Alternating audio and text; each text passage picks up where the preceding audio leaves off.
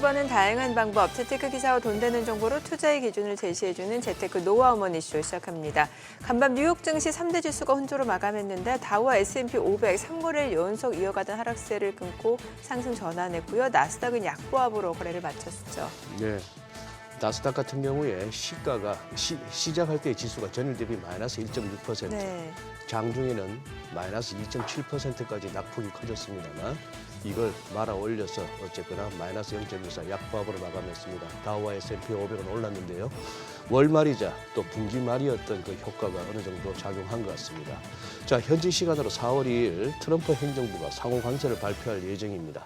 3일부터는 미국 외에서 생산되는 모든 자동차에 25% 관세가 부과되죠. 특히 상호 관세에 대한 불확실성은 여전히 시장에 영향을 주고 있습니다.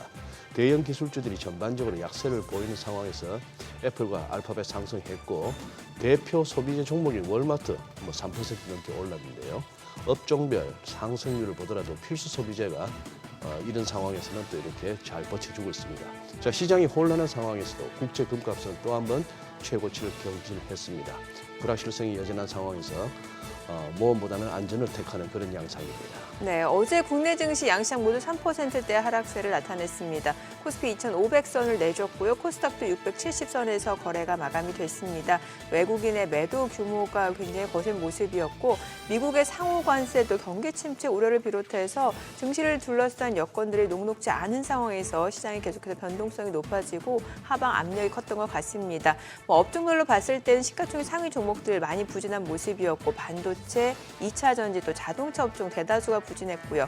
코스피 경우는 이제 상승 종목 대비로는 하락 종목이 10배가량 많기도 했습니다. 대내외 변수와 불확실성이 여전한 상황 속에서 오늘 국내 증시 어떤 모습으로 출발할지 증시타임에서 확인해 보겠습니다. 오늘 하버니에서는 상업용 부동산에서의 리테일이 갖는 의미와 올해 흐름은 어떨지 짚어보고 또 소액으로도 상업용 부동산에 투자할 수 있는 방법에 대해서 알아보겠습니다. 네, 지금 보고 계신 머니쇼는 SBS BJ과 유튜브에서 실시간 시청이 가능합니다. 더 많은 국내 주식 정보 받아보실 분들은 카카오톡 채널 머니랩 추가하시기 바랍니다. 그럼 먼저 빠르게 돌아가는 글로벌 증시 상황부터 정리해 볼까요? 최주연 아나운서 소식 전해주시죠.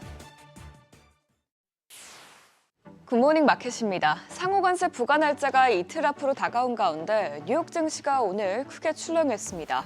관세에 관대하다고 했던 트럼프 대통령이 다시 모든 국가에 관세를 내놓을 수 있다면서 강공 자세를 취하자 장 초반 시장은 큰 폭으로 하락했는데요. 물론 장 막판 저가 매수세가 들어오고 포트폴리오 리밸런싱으로 증시가 반등에 나서긴 했지만 발표 전까지 이렇게 매번 말이 바뀌다 보니 시장 변동성은 커질 수밖에 없는 상황입니다. 마감 상황 보면 다우지수와 S&P 500 지수는 각각 1%, 0.55% 상승했고요. 나스닥 지수만 기술주들의 약세에 0.14% 떨어진 것으로 나타났습니다. 시총 상위 종목들도 대체로 약세를 보이긴 했지만 그래도 장 초반에 비해서는 낙폭을 크게 줄였습니다. 애플과 알파벳은 양전에 성공하면서 각각 1.94%, 0.11% 올랐고요. 엔비디아는 코어부의 상장 흥행 실패 여파로 장중에는 4% 넘게 떨어지기도 했지만 결국에는 1.18% 하락세로 마감했습니다. 이어서 시총 6위부터도 보면 테슬라는 오늘도 하락세를 이어가는데요. 스티펠에서 1분기 테슬라 인도량이 감소할 것으로 보인다면서 목표 주가를 하향 조정하자 오늘 1.67% 떨어졌고요. 기술주를 제외한 기업들은 상승한 것으로 나타났습니다. 물론 오늘의 1분기 마지막 거래일을 맞아서 포트폴리오 매니저들이 막판 조정에 나서면서 시장이 결국 반등에 성공하긴 했지만 주말 사이에 트럼프 대통령이 또다시 관세에 대해서 강공 자세를 취하면서 투자자들의 불안감은 해소되지 않고 있습니다. 또다시 트럼프 대통령이 보편 관세를 내놓을 수 있다는 가능성이 커졌기 때문인데요. 그는 상호 관세 부과와 관련해서 모든 국가를 대상으로 시작할 것이라고 말하면서 일부 대미 무역 흑자국들뿐만 아니라 모든 무역국들의 관세를 부과할 것이라는 점을 시사했습니다. 또 당초 시장에서는 일부 무역국들에 대해서 15% 수준의 관세가 부과될 것으로 예상했지만 외신에서는 이보다 더 높은 20%의 관세를 부과하는 방안이 힘을 얻고 있다고 보도했습니다. 이 같은 관세 불확실성으로 월가에서는 줄줄이 S&P 500의 연말 목표치를 하향 조정하고 있는데요. 어제 데이비드 코스틴 애널리스트가 이끄는 골드만삭스 전략팀은 S&P 500 연말 목표치를 기존 6,200에서 5,700으로 내리면서 3월 들어서만 두 번째로 전망치를 하향 조정했습니다. 그는 이 예상치는 침체 리스크를 반영했다면서 만일 여기서 성장 전망과 투자자 신뢰가 더 악화할 경우 현재 예상보다 전망치가 더 떨어질 가능성이 있다고 설명했습니다. 또 이런 가운데 관세로 인해서 경기 둔화 가능성도 계속 커지고 있는데요. 골드만삭스는 경기 침체 확률을 20%에서 35%로 올려잡았고요. 또 CNBC 설문조사에 따르면 1분기 미국의 GDP는 직전 분기 대비 0.3% 증가했을 것으로 예상됐습니다. 이는 지난해 4분기 GDP 성장률 확정치인 2.4%를 크게 밑도는 것은 물론 2022년 이후 가장 낮은 수치입니다. 이어서 오늘 공개된 지표들로 살펴보면 오늘은 제조업 데이터 위주로 나왔는데요. 모두 미축 국내를 이어가는 것으로 나타났습니다. 우선 시카고 PMI 지수는 47.6으로 나오면서 시장 전망치를 웃돌긴 했지만 16개월 기준으로 기준선이 50을 하회한 것으로 나타났고요. 댈러스 지역 제조업 지수도 2월 수치에서 더 떨어지면서 마이너스 16.3을 기록한 것으로 나왔습니다. 특히 관세 전쟁에 대한 우려로 인해서 6개월 후 제조업 사업 지수가 크게 감소한 것이 이 수치를 크게 악화시킨 것으로 풀이됩니다. 국채 수익률이 하락했습니다. 오늘도 트럼프의 관세 불확실성으로 전반적으로 안전자산의 매수세가 몰리고 골드만삭스에서 올해 금리 인하를 3회 예상한 영향인데요. 간밤 10년물 국채 수익률은 0.04%포인트, 2년물 국채 수익률은 0.02%포인트 떨어졌습니다.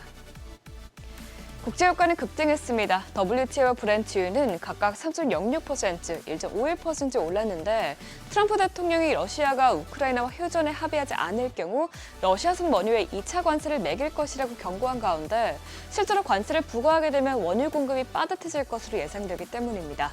또 이런 가운데 금값은 오늘도 사상 최고가를 경신했습니다. 관세 전쟁에 대한 불안감이 고조되면서 특히 금으로 수요가 몰리고 있는데 오늘도 금 선물은 1.36% 오르면서 온스당 3,156달러에서 거래됐고요. 올해 들어서 금은 20% 넘게 뛴 것으로 나타났습니다. 굿모닝 마켓이었습니다.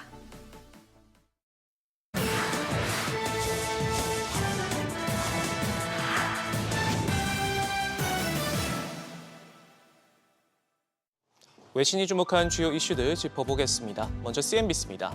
아마존이 인공지능 에이전트 시장에 뛰어들었습니다. 이용자를 대신해 스스로 작업을 수행할 수 있는 새로운 AI 모델 노바 액트를 출시한다 밝혔는데요.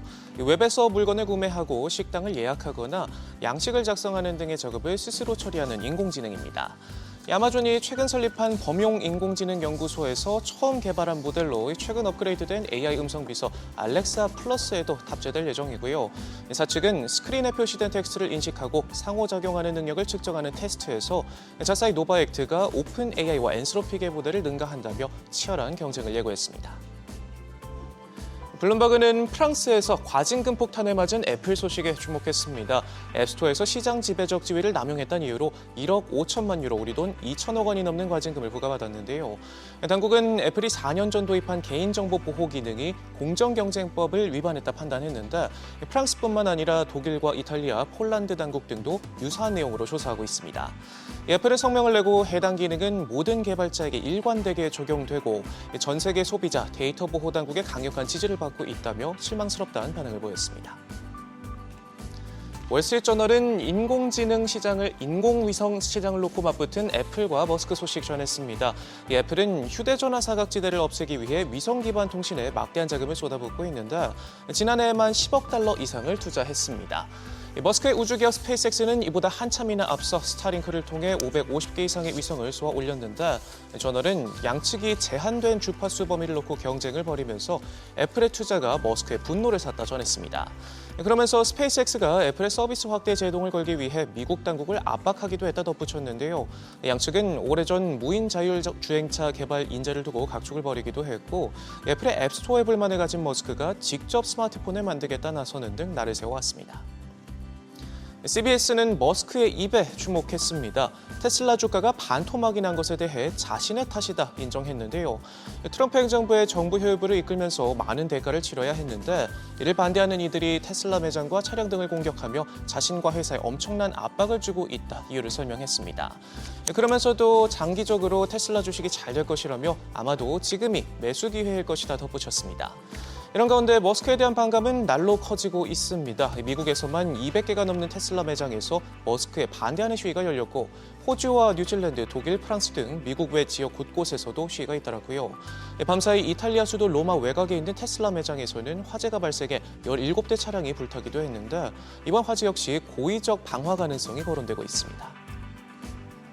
대만 연합보도 살펴보죠. 글로벌 파운드리 선두 TSMC가 대만 현지 팹 계획을 손보기로 했습니다. 당초 2나노 공정 도입이 예정돼 있던 바오산 지역 20팹의 기존 계획을 바꾸고 1.4나노 공정을 확대 도입하기로 한 것으로 전해졌는데요.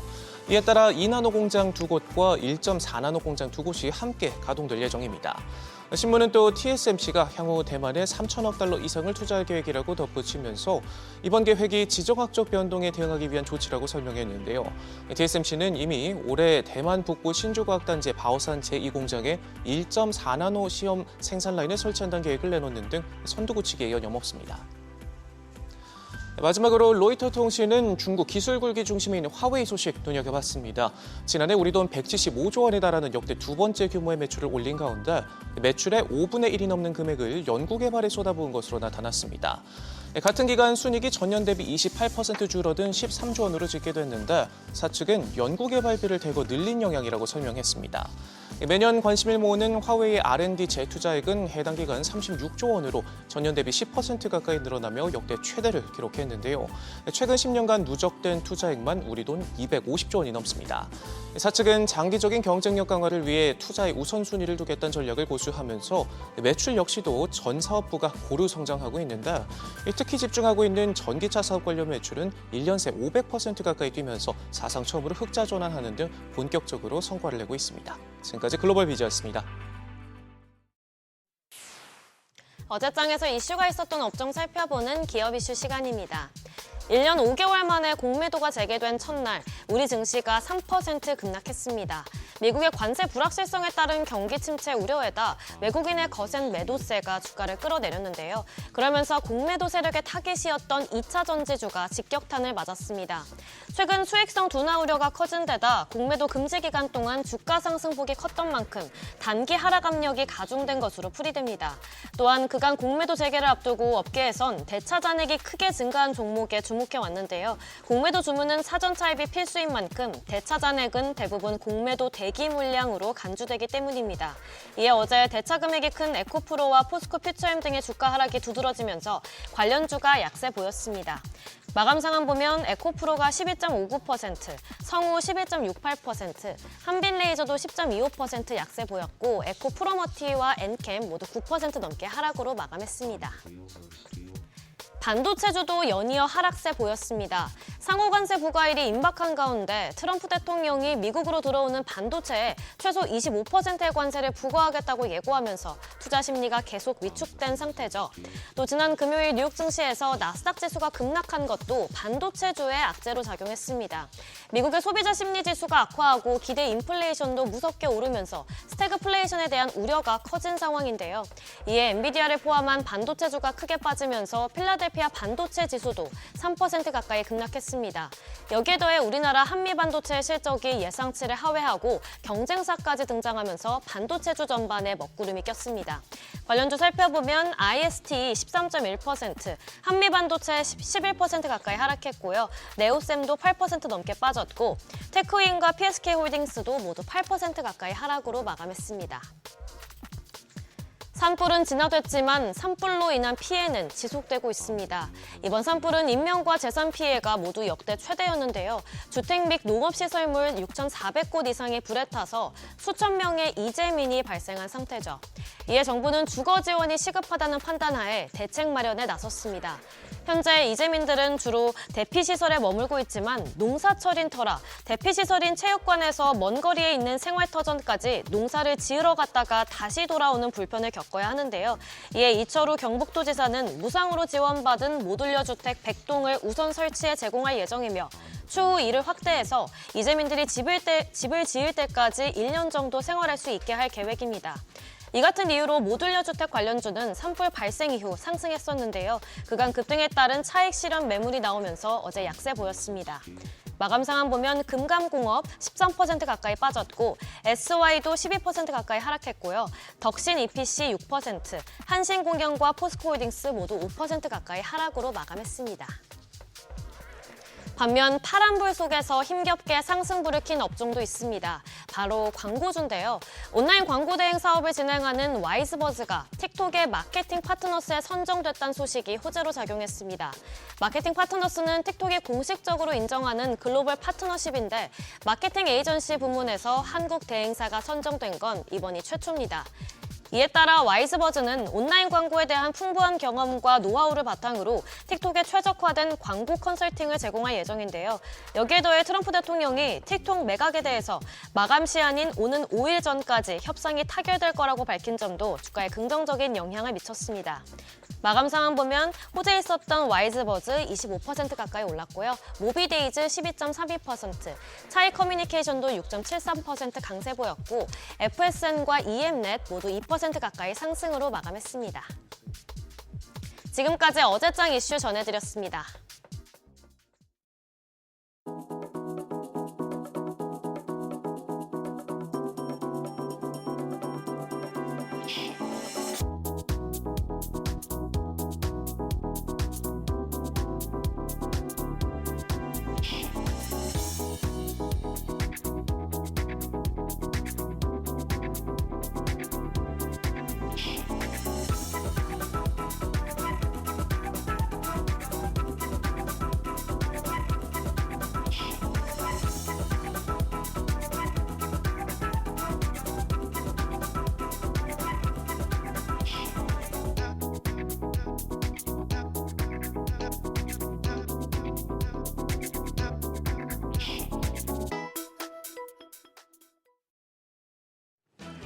(3월의) 마지막 거래일 주식시장이 아주 크게 떨어졌습니다. 한 주의 시작을 검은 월요일로 보냈다 보니 투자자들 입장에서는 정말 눈물 나는 하루였습니다. 공매도 재개 충격이다, 상호관세 우려 때문이다, 어제 시장 급락에 대해서 여러 가지 해석들이 나오고 있는데요. 어떻게 바라봐야 할지 어제장 복귀하면서 오늘장 투자 포인트도 확인하겠습니다. 어제 코스피와 코스닥 모두 3%대 급락했습니다. 코스피는 지난 2월 초 이후 처음으로 2,400선까지 내렸고 코스닥도 670선으로 연중 마이너스로 돌아섰습니다. 공매도 충격이 컸다는 이야기가 많은데 어제는 아시아 증시 전반이 크게 떨어졌습니다. 그러니까 국내 증시 이벤트였던 공매도 쇼크보다는 미국발 관세 폭탄 우려가 시장 전반을 짓눌렀다고 볼 수 있겠습니다. 어제 외국인 수급이 시장에 큰 타격을 줬습니다. 그동안 외국인 수급은 공매도가 재개되는 경우에도 펀더멘털에 연동되는 모습을 보였었는데요. 어제는 상호관세 우려의 리스크 오프 심리가 크게 작용됐습니다. 외국인 1조 6천억 원 가까이 팔아냈고요. 반면 기관은 6,700억 원 가까이 순매수했습니다. 개인도 7,900억 원 매수 우위를 기록했지만 외국인의 팔자세에 지수가 속절없이 무너졌습니다. 코스닥 시장에서도 외국인은 2,100억 원 넘는 매도 우위를 기록했습니다. 기관은 1,500억 원 가까이 순매수했고 개인 투자자도 637억 원 매수 우위를 기록했습니다. 외국인들이 대형주를 중심으로 자금을 빼내면서 시총 상위 종목들이 부진했습니다. 유가증권 시장 시총 상위 10위권 종목들은 또 퍼렇게 멍들었습니다. KB금융이 배당락이 끝나면서 소폭 반등한 걸 제외하면 나머지 9개 종목은 2거래일 연속 동반 하락했습니다. 삼성전자가 4% 가까이 급락하면서 어렵게 만들어낸 6만전자를 이탈했습니다. 종가는 57,800원이었고요. SK하이닉스가 4.3% 뚝 떨어졌고 LG에너지솔루션은 6% 넘게 내려서 10위권 내에서 약세의 골이 가장 깊었습니다. 코스닥 시총 상위 종목들도 낙폭이 컸습니다. 시총 1위 알테오젠은 급락장에서도 1% 가까이 상승하며 선방했습니다. 월 1회 주사만으로 효과를 내는 장기 비만 치료제 플랫폼을 개발 중이라는 소식에 영향을 받았습니다. 반면 2차 전지 대표주인 에코프로 형제는 무너졌는데요. 대차거래 잔고가 높아 공매도 타깃이 될 가능성이 높았기 때문입니다. 에코프로 BM이 7%, 에코프로가 13% 가까이 하락했습니다. 여기에 환율도 굉장히 부담이었죠. 어제 환율이 금융위기 이후 15년 9개월 만에 최고치를 기록했습니다. 정규장 마감 시간 달러 기준으로 6원 40전 오른 1,472원 90전의 거래를 마쳤습니다. 트럼프 행정부의 상호관세 시행 불안에 글로벌 증시가 급락하면서 위험 회피 심리가 커진 영향이었습니다. 이후 야간 거래에서 환율은 레벨을 더 높였습니다. 장중에 1,477원까지도 치솟았는데요. 이후에 유로화가 강세를 보이면서 위험 회피 심리가 조금 진정되자 새벽 6시 기준 역외 환율은 다시 1,473원대로 소폭 내렸습니다. 오늘 외환시장 1,473원대에서 출발할 가능성이 높은데 상호 관세가 발표되기 전까지는 장중에 변동성 클 수 있으니 유의하셔야겠습니다.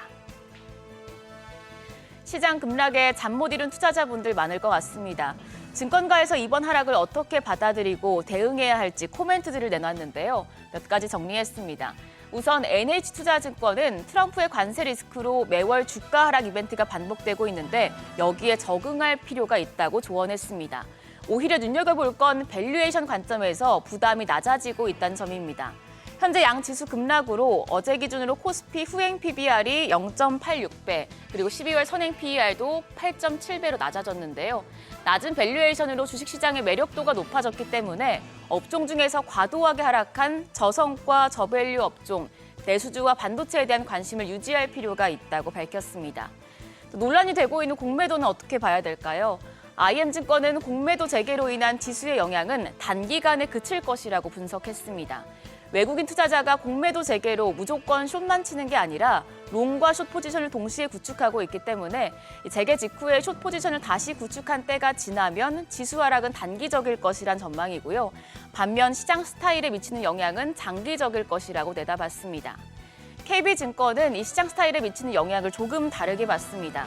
대차 잔고가 많이 늘어난 업종이 공매도 타깃이 될 가능성이 높은데 이 업종들의 수익률이 떨어지는 건 한 2, 3주 정도만 유지된다는 겁니다. 재개 전 주도주는 한 달 정도 안에는 주도주 지위를 계속해서 유지해 나가다가 시간이 한 3달 이상 지나면 오히려 주도주 수익률이 하위권에 진입한다는 점인데요.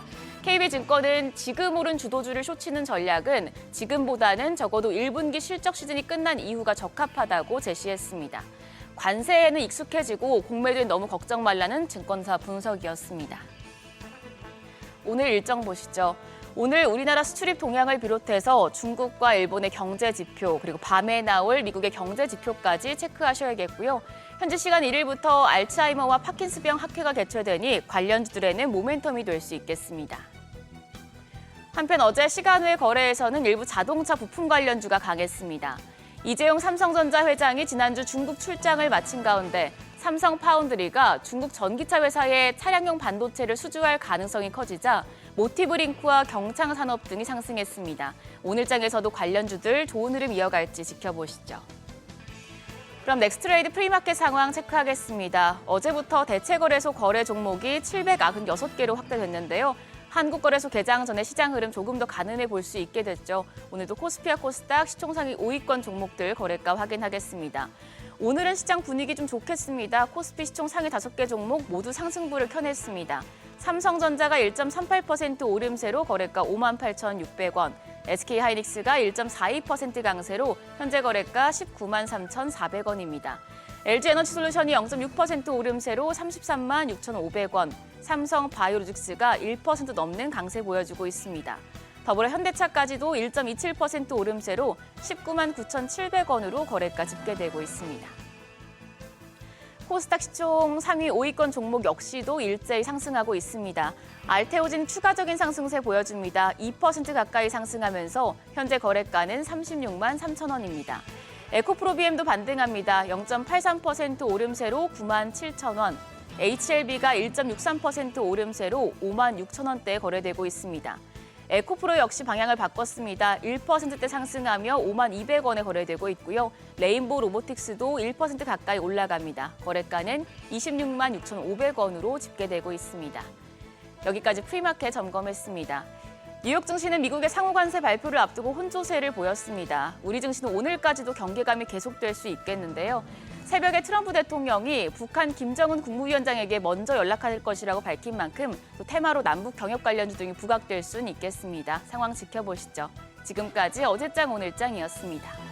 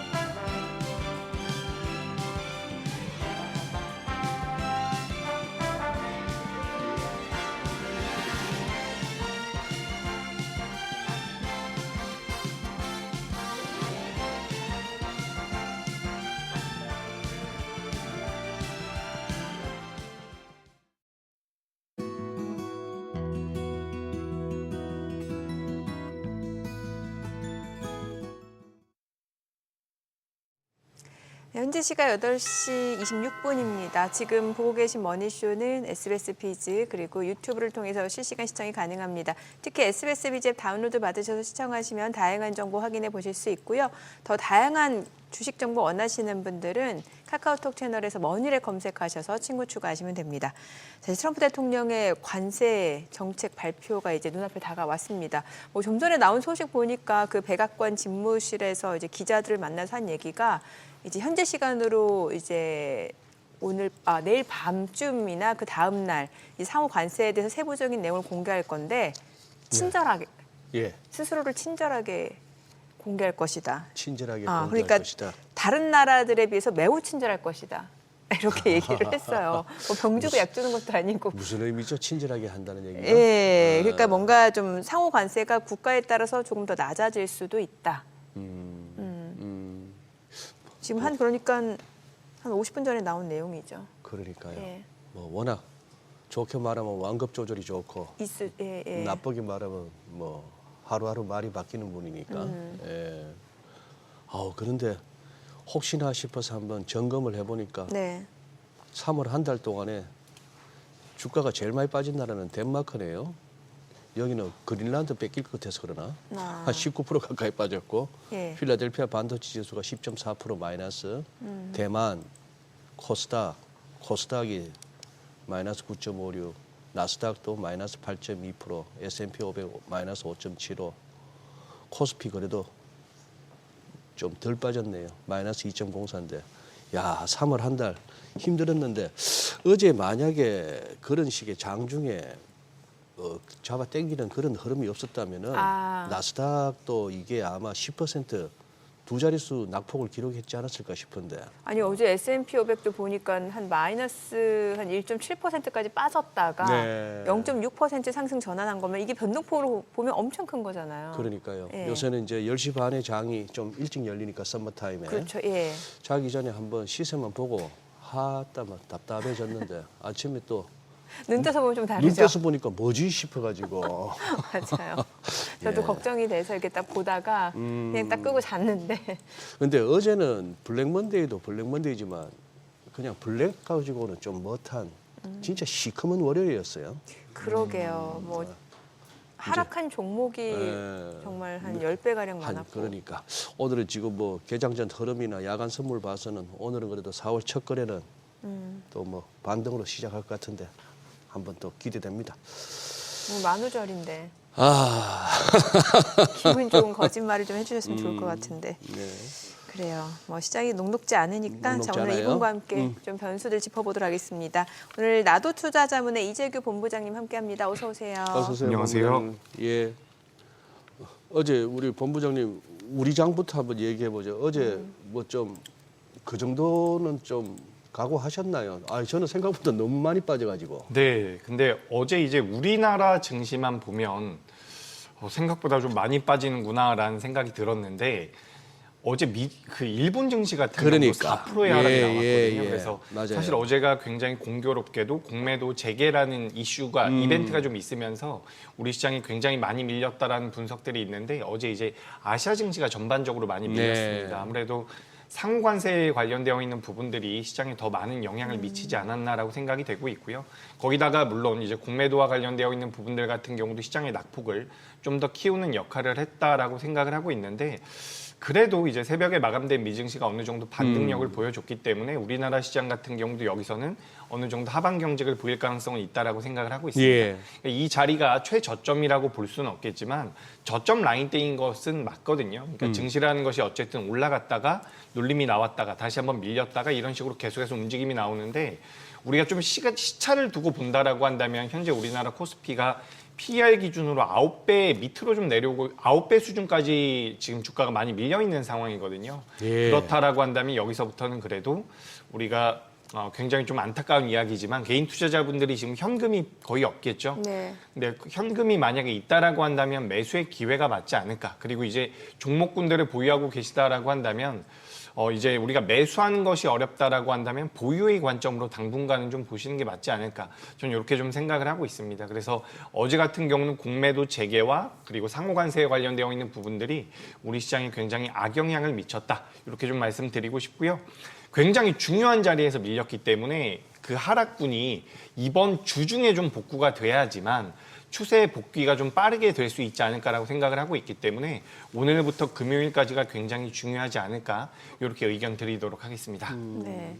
뭐 기술적으로도 봐도 그렇고 어느 정도 지금 현 레벨에서 또 이 정도 속도로 떨어졌는데 여기서 막 던지기보다는 반등을 기대한다는 거는 저도 공감합니다만 근데 이게 지수 레벨이 너무 밀리는 바람에 이제 2,550이 버거워진 데다가 2,600은 아주 무거워져 버렸어요, 그냥. 네. 예. 그렇긴 하고 어제 미국 장은 어떻게 해서 그런 극적 반전이 있었을까요? 장 중에. 일단 뭐 낙폭이 그동안 계속해서 나왔었던 부분에 대한 어느 정도의 기술적 반등도 있는데 우리가 가만 살펴보면 어제뿐만 아니라 한 2, 3거래일 정도 미국의 국채 금리가 좀 빠지더라고요. 예. 그래서 우리가 안전자산 쪽으로 자금이 좀 몰려가는가 싶었는데 이제 미 증시 같은 경우도 낙폭이 좀 과했다라고 생각이 되는지 다시 한번 위험자산 쪽으로 자금이 넘어오는 게 아닌가라고 생각을 하고 있습니다. 근데 뭐 그런 과정에서 이제 뭐 트럼프의 관세 코멘트가 계속해서 나오고 있는데 이게 계속해서 나오다 보니 어떻게 보면 투자자분들 입장에서는 그 피크를 약간 지나가는 것이 아닌가라는 생각이 들고 있거든요. 어떻게 보면 오늘부터 혹은 내일부터 이 관세에 관련되어 있는 본격적인 협상이 진행될 가능성이 있다라고 보고 있습니다. 그러니까 그동안은 관세를 계속해서 부과하겠다라는 이야기가 나왔다라고 한다면 4월 2일 상호관세가 나온 이후에는 계속해서 협상을 하지 않을까라고 생각이 되고 있거든요. 근데 얼마 전에도 우리 현대차가 미국 쪽에다가 투자를 한다라는 내용이 나왔을 때 뭐 현대에다가 관세를 매기지 않겠다라는 발언이 잠깐 있었잖아요. 결국에는 협상을 위한 카드가 되지 않을까라고 저는 생각을 하고 있기 때문에 이런 부분들이 시장에서 그동안 피로도가 많이 쌓여 있는 상황에서 어떻게 보면 앞전보다는 트럼프의 이런 코멘트에 대해서 약간 둔화되는 모습들이 나오지 않나라고 생각을 하고 있습니다. 그렇다라고 한다면 이제 관세에 관련되어 있는 부분들은 트럼프 뭐 임기 1년 차 올해 내내 어떻게 보면 부각이 될 가능성이 있겠지만 그 강도 자체는 좀 완화될 가능성이 있지 않을까 저는 그렇게 생각을 하고 있거든요. 지금 이제 안전자산 쪽으로 자금이 좀 몰려가는 모습이었다가 다시 한번 위험자산 쪽으로 오고 있기 때문에 글로벌 증시 같은 경우도 어느 정도의 하방 경직을 보일 가능성이 있다라고 생각을 하고 있습니다. 미증시 같은 경우도 반등이 나왔는데 좀 안타까운 것은 이제 나스닥은 반등을 해주긴 했지만 상승 전환까지는 나오지는 않았거든요. 그리고 우리가 M7이라고 하는 기업들의 주가 흐름 자체도 그렇게까지 긍정적으로 나오진 않고 있기 때문에 어떻게 보면 우리가 이번 주, 다음 주에서 시장 자체는 반등을 보이고 하방 경직을 보일 수도 있겠지만 이 강세를 보이는 종목군 자체가 좀 바뀔 수도 있다라는 생각이 좀 들고 있습니다. 작년에는 M7 기업들이 좋았다라고 한다면 이번 주, 다음 주가 지나가면서 강세 종목군들이 좀 바뀔 수도 있지 않을까. 저는 이렇게 좀 생각을 하고 있습니다. 확실히 그 트럼프 대통령이 그 관세와 관련된 정책을 좀 협상용으로 쓰고 있다라는 생각이 드는 게 뭐 좀 전에 나온 소식도 지금 상호 관세를 부과하겠지만 그래도 예상보다는 친절한 방식으로 부과할 것이다.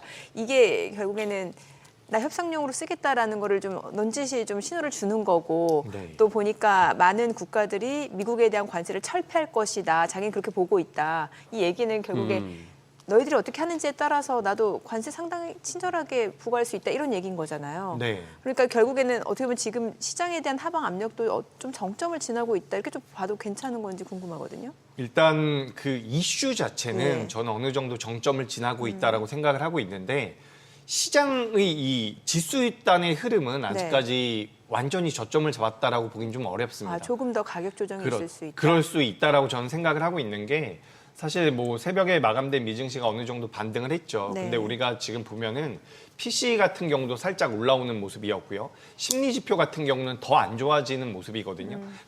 여기에서 이제 소비가 실제로 꺾인다라고 한다면 네. 이제 경제 지표 자체가 실제로 하드 데이터들도 꺾일 가능성이 저는 있다라고 생각을 하고 있습니다. 그렇다라고 한다면 주가 흐름 같은 경우는 어쨌든 선반영을 하는 부분들이 분명히 있기 때문에 앞으로 추세적으로 좀 악화될 것이다라는 분석들이 나올 경우에는 주가 흐름 자체는 추가 조정의 가능성도 저는 있다라고 생각을 하고 있어요. 그래요. 물론 이제 하방 경직은 어느 정도 나올 가능성, 그러니까 급격하게 꺾일 가능성은 전 낮다라고 생각을 하고 네. 있지만 추가 조정의 가능성은 우리가 좀 계속해서 염두할 필요가 있지 않을까 저는 그렇게 생각을 하고 있습니다. 그러니까 트럼프를 통한 이 상호 관세라든지 관세에 대한 이벤트, 이슈 같은 경우는 어느 정도 완화될 가능성이 있겠지만 시장에 대해서는 우리가 여전히 좀 경계를 할 필요가 있지 않을까 저는 그렇게 생각을 하고 있습니다. 지금 정민희께서 얘기한 이 친절하다는 예, 얘기가 친절. 그 얘기구나. 예. 예. 그러니까 시장이 예상하는 예. 것보다는 예. 조금 친절한 방식으로 부과할 수 있다. 근데 결론은 상대 국가가 어떻게 하는지에 따라서 그리고 자기는 다른 나라가 우리 미국에 대한 관세를 철폐할 것으로 본다. 번역이 잘 된 건지는 모르겠습니다만 기사를 읽어보면은 트럼프 대통령은 상호 관세의 세율과 관련해서 네. 그들, 즉 다른 나라가 예. 미국한테 무엇을 부과하든 우리도 부과하겠지만 예. 우리는 그들보다 친절하다. 친절하다. 그들이 우리한테 부과한 관세보다는 이 관세율 숫자가 낮을 것이고 어떤 경우는 훨씬 낮을 것이다. 그래놓고 또 다른 나라 우리에 대한 관세를 철폐할 것이다 이렇게 본다는 거예요. 미국에 대한 관세. 그래 지금 또 다른 얘기도 또 나와요. 네. 러시아산 원유의 2차 관세, 세컨더리 테리프를 부과할 부과하고 수 있지만, 부과하고 싶지는 않다. 네 맞아 쉽지는 않고. 쉽지는 않은데 푸틴 만나고 싶다고 협상을 그랬어요. 위해서는 부과할 수도 있다. 결국 그 얘기네. 네. 좀 알아서 기어달라. 그 얘기죠. 예, 내가 그 얘기예요. 관세라는 용어를 끄집어내면 너가 먼저 수익을 들어와서 뭘 좀 제시해라. 그 얘기예요. 음. 그래서 그러니까 지금 협상 카드라는 걸 계속 신호를 주는 거죠. 실제로 왜 그 모건 스탠리의 마이클 윌슨 예. 대표적으로 이제 곰 진영 쪽이잖아요. 곰족이었죠. 예, 그런데 예. 그 사람이 이렇게 얘기를 했잖아요. 지금 관세와 관련된 카드 자체가 그러니까 스태핑 스톤, 징검다리일 수 있다라는 거예요. 그래서 단기적으로 S&P 500이 한 5,800에서 5,900까지는 반등할 수 있을 거다 이렇게 얘기를 했다고 해요. 대표적으로 그러니까요. 곰진영인 예. 그분이. 예. 곰진영이 네. 아니 지금 하기야 지금 골드만삭스도 바짝 쫄아가지고 아까 소개하는데 보니까 원래 목표 주가 지금에서 뭐 큰 차이 없더라고요. 먹을 거 없다는 식으로 예. 얘기를 하는 건데 그러니 야 가만 있어봐 우리 이번 부장님 모셔놓고 우리끼리 너무 수다를 떨고 있다. 좀 숨쉴 틈을 아까 아까 기술주 작년에 시장을 주도해왔던 뭐 매그니스 세븐 뭐 네. 기술주에서 조금은 바뀔 거다 했는데 조금만 더 구체적으로 어느 쪽을 더 유망하게 보시는 거예요 그러면? 네, 일단 뭐 지금 약간의 방어주 성격을 띠고 있는 종목군들이 다시 한번 좀 힘을 낼 수 있지 않을까라고 생각을 하고 있습니다. 근데 이게 우리나라 시장을 저는 주로 보고 있기 때문에 우리나라 시장을 기준으로 말씀을 드려보자면 최근에 이제 이 관세와 관련돼서 파열음이 좀 나왔었던 섹터가 원래는 이제 자동차 쪽이었죠. 네. 자동차 쪽이 한번 밀렸고 그다음에 이제 자동차 쪽에서 반도체 쪽과 그리고 바이오 쪽에도 영향을 미칠 가능성이 높다라는 이야기가 나오면서 반도체와 자동차 전반적으로 좀 조정을 받았는데 이 종목군들 자동차와 바이오와 자동차가 전반적으로 조정을 받았는데 여기서 이제 어느 정도의 하방 경직을 보일 가능성이 높다라고 보고 있지만 실제로 지금 시장에서 강세를 보이고 있는 섹터들은 분명히 있거든요. 예를 들어서 식음료 같은 경우도 지금 굉장히 견조한 모습을 보이고 있고요. 중국과 관련돼서 이제 우리가 한한령 해제라고 이야기를 하고 있지만 중국 쪽과 연동이 되면서 자금이 좀 유입되고 있는 뭐 엔터라든지 이런 쪽 같은 경우는 지금 계속해서 견조한 모습들이 나오고 있거든요. 그래서 우리가 작년 같은 경우는 이제 우리나라를 어쨌든 가장 크게 지배하고 있는 섹터 자체가 반도체와 2차 전지와 바이오라고 하고 있는데 실제로 주가 흐름 같은 경우는 다른 쪽에서 먼저 안정적으로 나오고 있다라는 말씀을 드리고 싶습니다.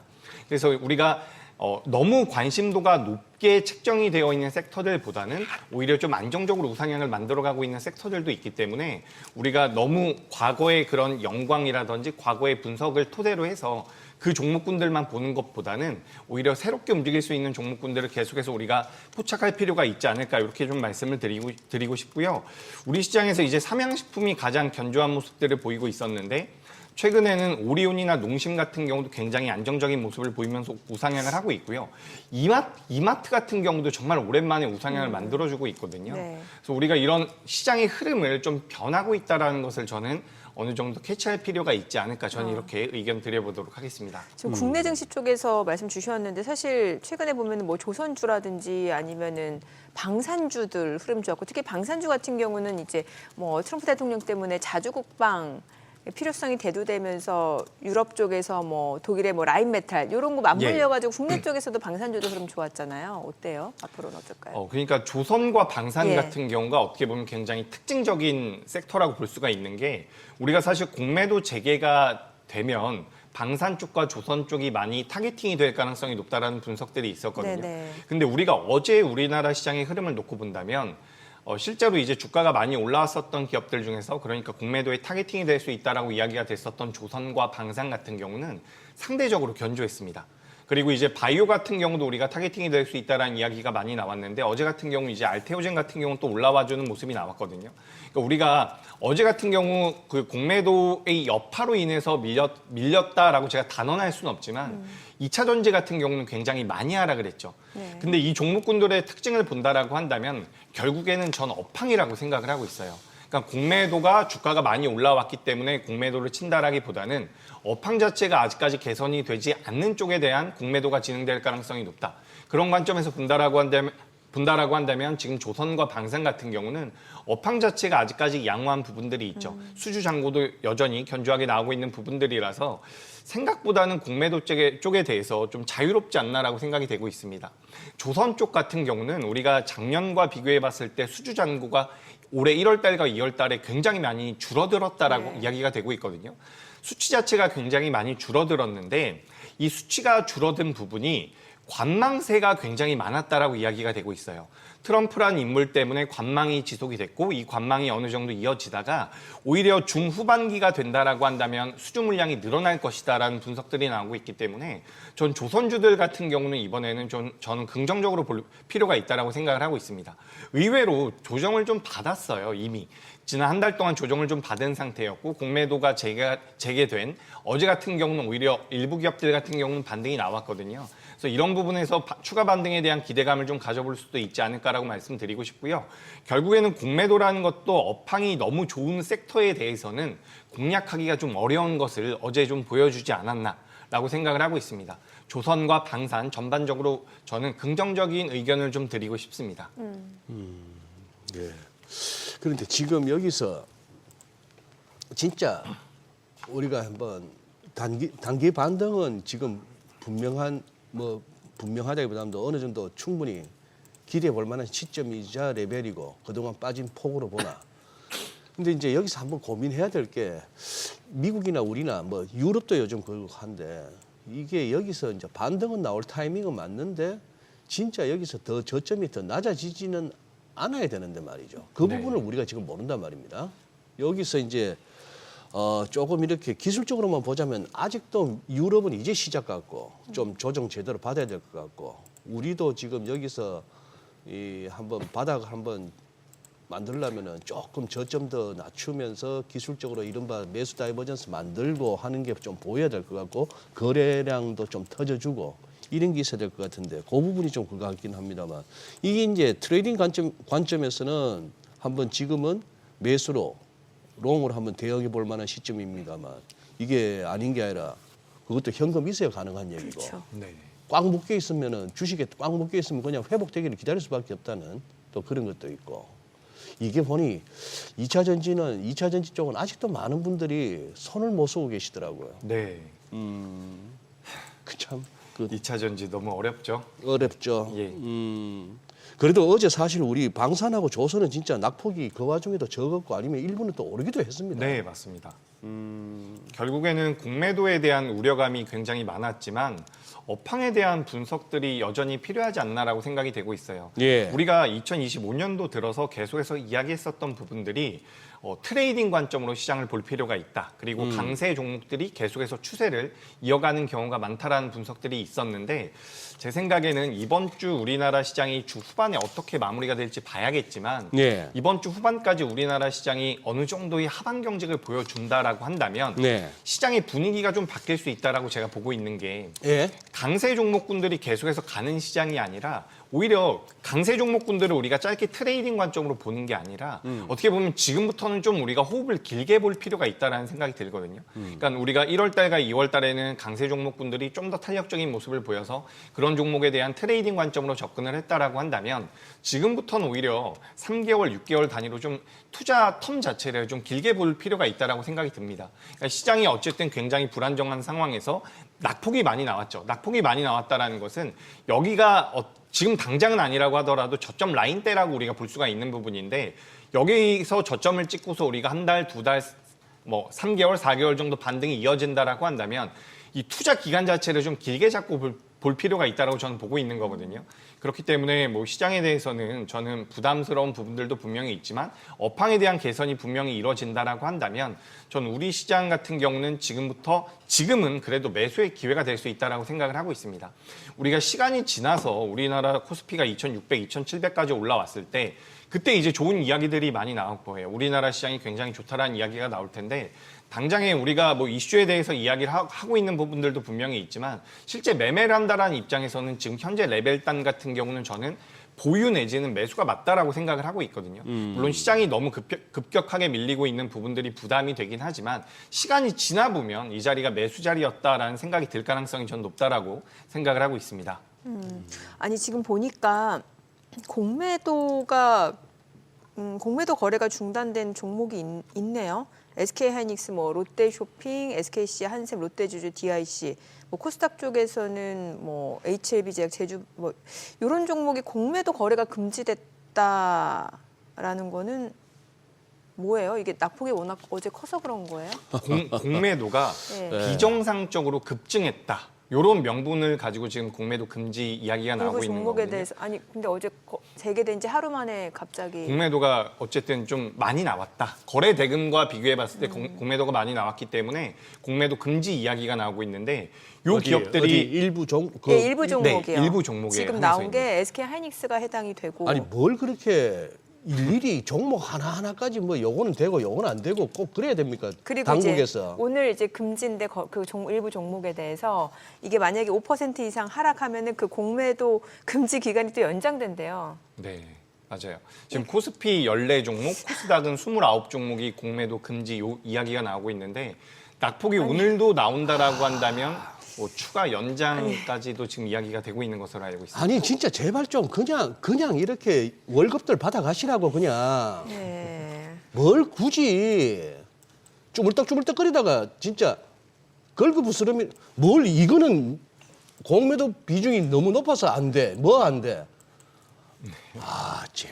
이건 그러니까 진짜, 보니까 이건 이제 아닙니다, 진짜. 어제 공매도 상위 종목이 코스피 쪽에서 이제 SK하이닉스, 뭐 한미반도체, LS 마린솔루션, LG 에너지솔루션, 뭐 HD 현대일렉트릭 이런 게 이제 공매도 상위 종목이었고 코스닥 쪽에서 뭐 알테오젠, 에코프로, HLB 이게 이제 어제 아유. 공매도 상위 종목인데. 잘하면 이제 매도 금지도 나오겠다. 공매도가 아니라 매도 주문 금지도 나오겠어. 그래, 이게 잘하면. 공매도 제재를 했는데 왜 또 이렇게 제재를 하는지 저도 잘 이해가 안 되는데 첫날. 실질적으로 그러니까 저는 사실 어제 우리나라 시장이 그러니까 일본 증시라든지 아시아 증시가 전반적으로 하락을 했잖아요. 예. 그렇기 때문에 어느 정도 이해가 되긴 하는데 사실 공매도 재개되자마자 종목군들이 이렇게 낙폭이 나왔을 때 네. 거기에 대해서 이렇게 조치가 바로 들어온다라는 것 자체가 저도 살짝 의아하긴 하거든요. 저도 개인적으로 공매도가 많이 나와서 주가가 하락하는 거에 대해서는 굉장히 좀 안타깝게 생각을 하지만 우리가 공매도를 재개한다라는 것 자체가 시장에 대한 유동성을 공급한다라는 관점에서 봐야 되거든요. 그렇다라고 한다면 금지를 이렇게 하는 것은 전 좀 맞지 않지 않나라는 생각이 좀 들고요. 우리가 사실 3월 말에 FTSE라고 있죠. 우리가 네. FTS 같은 경우는 선진국 지수에 대한민국이 편입이 되어 있거든요. 그래서 공매도를 재개하지 않으면 거기서 이제 선진국 지수에서 탈락할 수도 있다라는 이야기들이 좀 있었어요. 그러니까 우리가 MSCI를 많이 보고 있지만 그와 네. 비슷한 게 FTSE라는 부분이 예. 있거든요. 그래서 거기서 이제 공매도를 재개할 수밖에 없는 상황에 놓여 있었던 것은 맞고 그렇기 때문에 우리나라가 이제 공매도 재개를 본격적으로 시작을 했는데 거기에 대해서 이제 공매도를 또 한시 중단한다라고 이야기가 되니까 저도 사실 아침에 보고서 이게 무슨 이야기인가 좀 싶었는데 그러니까요. 너무 이렇게 정책적인 부분들이 변경이 계속해서 빠르게 된다라고 한다면 네. 뭐 투자자분들께는 굉장히 좀 혼란을 야기할 수 있지 않을까 저도 이렇게 의견 드려보도록 하겠습니다. 뭐 롱숏 전략으로 치는 매도가 됐건 그냥 과하다 싶어서 이거는 버블이다 싶어서 그냥 공매도를 치든 간에 칠만해서 치는 거고 쳤다가 그들 판단이 잘못됐거나 진짜 좋은 기업, 좋은 주식 같으면은 그 사람들이 오히려 쇼커버하면서 오히려 급등이 나올 수도 있는 거고 그런 거지. 그걸 자기들이 뭐라고 그렇게 뭐 되네 안 되네 그럽니까? 아 진짜 이거는 듣다 보니까 진짜 그러니까 아니, 저도 제가 지금 좀 오버하는 것 같지만 아니에요 이거는. 그렇죠. 너무 네. 단기적으로 이런 내용이 나오는 것은 저도 맞지 않다라고 그것도 무슨 뭐 생각을 하고 며칠 몇 있습니다. 주를 본 것도 아니고. 하루. 하루였으니까요. 네. 제가 괜히 소장님 화나게 만든 것 같아요. 죄송합니다. 제가 괜히 제가 괜히 소장님한테 이렇게 막 불을 지핀 느낌인데 약간 의도적으로 하신 것 같아. 저 대신 좀 해달라. 이런 얘기하면은 또 버릇 끊는 걸 아시니까. 네. 아유. 하루 만에 이렇게 공매도 거래 금지시키는 종목이 나온 28종목. 예. 그것도 일일이 확인해야 되네 이제. 오늘은 네. 뭘 또 공매도 금지했을까? 그러게요. 알테오젠은 아닌 것 같고요. 이거 알테오젠 아니고 코스닥 쪽에서는 예. HLB 제약, 뭐 제주 반도체 예. 뭐 이런 종목이고 네, 뭐 이제 JYP 엔터 같은 경우도 예, 있고요. 그리고 코스피 쪽에서는 이제 SK 하이닉스. 네. 그리고 뭐 CJ 제일제당, 한미반도체 이런 기업들이 있는 것 같습니다. 예. 동시효과는 또 왜 이래? 근데 우리가 지난주에 대차잔고가 많이 늘어난 네. 기업들이 네. 있었잖아요. 네. 근데 지난주에 대차잔고가 많이 올라온 기업들이 어제 공매도가 좀 나왔다라는 분석들이 있는데 네. 지난주에 대차잔고가 많이 올라온 기업들 중에서 네. 한화 에어로스페이스가 있었거든요. 예. 근데 어제 같은 경우 어제는 한화 에어로스페이스의 주가가 그렇게 많이 밀리지 않았습니다. 그래서 아까 전에도 잠깐 말씀드렸다시피 우리가 공매도라는 게 올라왔다라고 무조건 공매도를 칠 수 있는 게 아니잖아요. 그렇죠. 사실 업황 자체가 굉장히 좋다라고 한다면 아까 전에 소장님께서도 말씀을 해주셨지만 쇼커버가 들어올 수도 있고요. 예. 숏 스퀴즈가 들어올 가능성도 맞아요. 굉장히 네. 높기 때문에 네. 우리가 업황에 대한 분석이 그 어느 때보다 중요하다라고 생각을 하고 있거든요. 그러니까 제가 아까 전에도 우리가 원래는 트레이딩 관점으로 저는 상반기를 좀 볼 필요가 있다라고 생각을 네. 했었는데 우리가 좀 중장기적으로 볼 필요가 있다라고 말씀드리는 부분이 어떻게 보면 업황에 대한 부분이 더 중요해지지 않았나. 그러니까 공매도가 재개되면서 업황에 대한 분석이 굉장히 중요해졌다라고 생각을 하고 있거든요. 그런 관점에서 본다라고 한다면 어제 우리가 바이오 같은 경우도 생각보다 많이 안 밀렸고요. 네. 조선 방산 같은 경우도 마찬가지이기 때문에 우리가 공매도가 이제 재개가 어쨌든 됐기 때문에 앞으로 그 기업들에 대한 가치라든지 앞으로의 업황을 계속해서 분석할 필요가 있지 않을까. 저는 이렇게 의견 드리도록 하겠습니다. 알겠습니다. 자, 지금 시각 8시 53분 향해 갑니다. 오늘 양시장 예상 체결지수부터 좀 확인해 보겠습니다. 먼저 코스피 좀 볼게요. 오늘 0.2% 하락 예상되고요. 2,475포인트로 집계됩니다. 코스닥은 0.8% 하락 예상되고요. 667포인트로 나타나고 있죠. 시가총액 상위 종목 예상 체결가 보겠습니다. 삼성전자 오늘 1.7% 상승 예상되고요. 호가는 58,800원. SK하이닉스 0.8% 오름세가 예상됩니다. 호가 192,200원이고요. LG 에너지솔루션 강보합권 예상되고요. 삼성 바이오로직스도 역시 강보합권 예상되면서 호가는 101만5천원. 현대차가 2% 하락 예상되죠. 예상 체결가 193,000원이고 기아가 0.8% 하락 예상됩니다. 호가 91,400원. 삼성전자 우선주 1.6% 오름세 예상되고요. 예상 체결가 48,000원. 셀트리온 1% 상승 예상되고요. KB금융 지금 강보합권 예상됩니다. 호가 79,100원이고요. 네이버 보합 출발 예상되고 있습니다. 코스닥 시가총액 상위 종목 예상 체결가 보겠습니다. 알테오젠 어제도 상승으로 마감이 됐었는데요. 오늘 호가에서도 2% 추가적으로 오름세가 예상되고요. 36만 3,500원으로 나타나고 있습니다. 에코프로빅 2.6% 하락 출발 예상되고요. 호가는 9만 4천원. HLB가 오늘 5% 반등 좀 시도할 걸로 보여집니다. 예상 체결가 5만 8천원이고 에코프로가 1.3% 하락 예상되고요. 호가 4만 9천원이죠. 레인보 로보틱스 1.3% 상승 예상되고요. 호가는 26만 7,500원. 삼천당제약은 2% 하락 출발 예상됩니다. 예상 체결가가 지금 15만 9천원으로 집계가 되고 있고요. 휴젤은 4% 상승이 예상됩니다. 호가 34만 9천원. 자, 그리고 클래시스가 2.8% 상승 예상되고요. 지금 호가는 5만 8천원으로 집계가 됩니다. 코오롱 티슈진 상승 출발 예상되고 파마 리서치도 2% 상승이 예상되고 있습니다. 자, 이제 개장까지 한 5분여가량 남았는데요. 그래서 일단 오늘 양시장 지금 코스피는 다시 좀 상승 출발이 예상되고 있고 코스닥도 오늘 또 상승 전환을 좀 기대해 볼 수 있지 않을까 하는 생각이 들어요. 그래도 상승 출발이 맞는 날인데 아까는 제가 호가가 좀 호가가 처음에 이상해가지고 네. 무슨 뭐 마이너스 0.6%, 막 0.8% 이렇게 나오길래 또 뭔 장난질인가 싶어가지고 저게 저거보다 더 가도 되는 날인데 그렇죠. 사실 예. 그동안 빠진 게 얼마예요? 다시 또 더 빠져서 저점을 낮추더라도 원웨이가 어디 있습니까? 이렇게 다 출렁출렁 거리면서 가는 건데. 예. 왜 한숨을 바이오 쪽 좀 여쭤볼게요. 지금 오늘 호가에서도 보니까 뭐 사실 알테오젠도 그렇고 지금 뭐 HLB, 리가켄바이오 좀 호가 분위기 좋은데 뭐 사실 알테오젠 같은 경우는 또 개별적으로 뭐 호재도 있는 상황이고요. 네. 예. 뭐 제약바이오 같은 경우도 단기적으로 조정이 꽤 나왔다라고 네. 생각을 하고 있거든요. 그래서 우리가 지금 조선방산 같은 경우도 지난 한 달 동안 조정이 좀 나왔고 이제 공매도 재개 이후에 하반 경직을 어느 정도 보여주고 있는데 바이오 같은 경우도 저는 비슷한 흐름이 나올 가능성이 높다라고 생각을 하고 네네. 있습니다. 지금 알테오젠 같은 경우도 아스트라제네카와 이제 기술 수출에 관련되어 있는 내용들이 부각이 된 이후에 주가가 단기적으로 꽤 많이 하락을 했어요. 거의 20% 가까이 하락을 했거든요. 그래서 여기서 이제 어느 정도 하반 경직을 보여주면서 반등세를 만들어내고 있는데 어쨌든 이 기술 제형 변경에 관련되어 있는 기술력 그리고 비만과 관련되어 있는 이야기도 계속해서 나오고 있죠. 비만 약과 관련되어 있는 부분. 근데 우리나라 제약 바이오 기업들이 어쨌든 10년 전부터 계속해서 이제 기술을 개발해 왔었던 부분들이 올해에는 그게 집대성되는 그런 한 해가 될 것이다라는 이야기들이 많이 나오고 있거든요. 그래서 우리가 과거에는 임상 2상이다, 임상 3상이다 이런 내용들로 인해서 주가가 움직였다라고 한다면 이제는 실질적으로 마일스톤이라든지 로얄티를 받을 수 있는 구조를 만들어가고 있는 부분이기 때문에 전 제약바이오 같은 경우는 규모가 좀 있는 기업들 위주로 보실 경우에는 2025년도 1년 내내, 올해 내내 계속해서 좀 부각이 될 가능성이 있다라고 생각을 하고 있습니다. 그리고 우리가 제약바이오 같은 경우는 계속해서 체크를 해볼 부분이 결국엔 미국의 국채금리에 대한 영향도 우리가 받을 수밖에 없다라고 볼 수가 있거든요. 어쨌든 그 금리 자체가 내려온다라는 것이 제약바이오에는 굉장히 긍정적일 수가 있습니다. 우리가 미국의 금리 인하, FOMC에서 금리 인하를 한다라고 한다면 제약바이오에 대한 단기적인 모멘텀이 생길 가능성이 굉장히 높고요. 10년물 국채금리가 내려온다라고 한다면 또 장기적으로 메리트가 생길 가능성이 있거든요. 그래서 우리나라 제약바이오 같은 경우는 여전히 좀 매력적이지 않을까라고 말씀을 드리고 싶고요. 우리가 작년에는 바이오테크 기업들이 굉장히 좋은 모습을 보였다라고 한다면 올해 같은 경우는 조금씩 이제 종목군들이 바뀌고 있는 것 같긴 해요.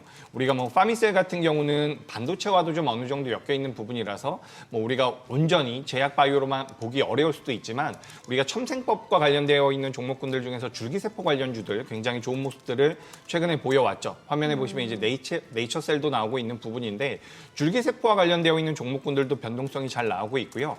그리고 최근에 이제 우리가 RPT라고 이야기를 하고 있는 방사성 의약품 쪽이 있습니다. 이 방사성 의약품과 관련돼서 종목군들, 뭐 퓨처캠이라든지 그리고 듀켄바이오 같은 경우도 주가 흐름이 굉장히 견고하게 나오고 있기 때문에 바이오 섹터 내에서도 선순환이 좀 이루어지고 있지 않나라고 생각을 하고 있고 저는 그런 흐름에서 제약바이오 같은 경우도 2025년도에는 계속해서 좀 체크가 필요한 섹터가 아닐까 이렇게 의견 드리겠습니다. 네. 야, 근데 이제 관세 관련해서 지금 캐롤라인 레빗 백악관 대변인 이제 기자들하고 한 얘기를 들어보니까 이게 만약에 숫자가 과장되거나 잘못됐으면 또 팩트 체크 들어가겠죠. 미국 언론에서. 지금 이제 유감스럽게도 미국 이 다른 나라들이 너무 오랫동안 미국을 갈취해 왔다. 이 표현은 트럼프 대통령도 쓰는 표현이잖아요. 갈취당했다. 갈취. 그런데 이제 EU 같은 경우는 미국 유제품에다 50%를 때리고 일본은 미국 쌀에다 700% 관세를 때리고 인도도 농산물 100%, 캐나다는 미국산 버터, 치즈 등에 300%를 갖다가 때렸다 이거예요. 이게 사실이라면은 갈취 당했다 할 만하네요. 저렇게 되면 어떻게 미국산이 저 나라에 들어갈 수 있겠습니까? 그렇죠.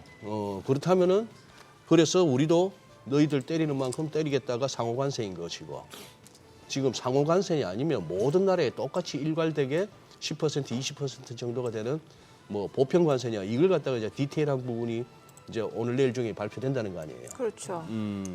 그러니까 야 너무 이렇게 우리 입장에서는 자꾸 이제 그거 하니까 한데 관세를 갖고 저렇게 집요하게 얘기할 만한 뭐도 저 어떤 근거도 있다 싶기도 하네요. 이런 걸 보면은. 그러니까 트럼프는 그냥 미국만을 생각하고 있는 것 같습니다. 네, 자기네들이 네, 좀 네. 불리한 네, 처사를 네. 대우를 받았던 부분들이 있으면 그거를 이제 계속해서 이제 정상화하겠다라는 그런 관점으로 보시면 좋을 것 같은데 관세 얘기 저희가 개장하고 조금 더 이어가 보도록 하겠습니다. 오늘 국내 증시를 확인해 보자 개장합니다.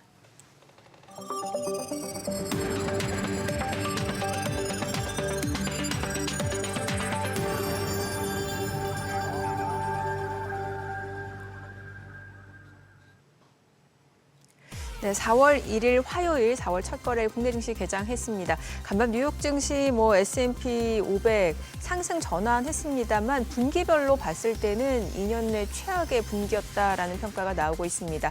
S&P 500 하락하는 모습이었고 분기별로 봤을 때요. 그리고 우리 채권 가격은 좀 상승하는 모습이었고 전반적으로 여전히 좀 안전자산 선호 현상은 있는 것 같습니다. 아무래도 트럼프 대통령의 관세 정책과 관련해서 불확실성이 계속해서 이어지고 있다 보니 시장이 상승 모멘텀을 찾기가 쉽지 않은 상황인 것 같아요. 같은데 그래도 어제는 다행히 좀 반등에 성공하는 모습이었는데 자, 오늘 국내 증시 출발 상황 보겠습니다.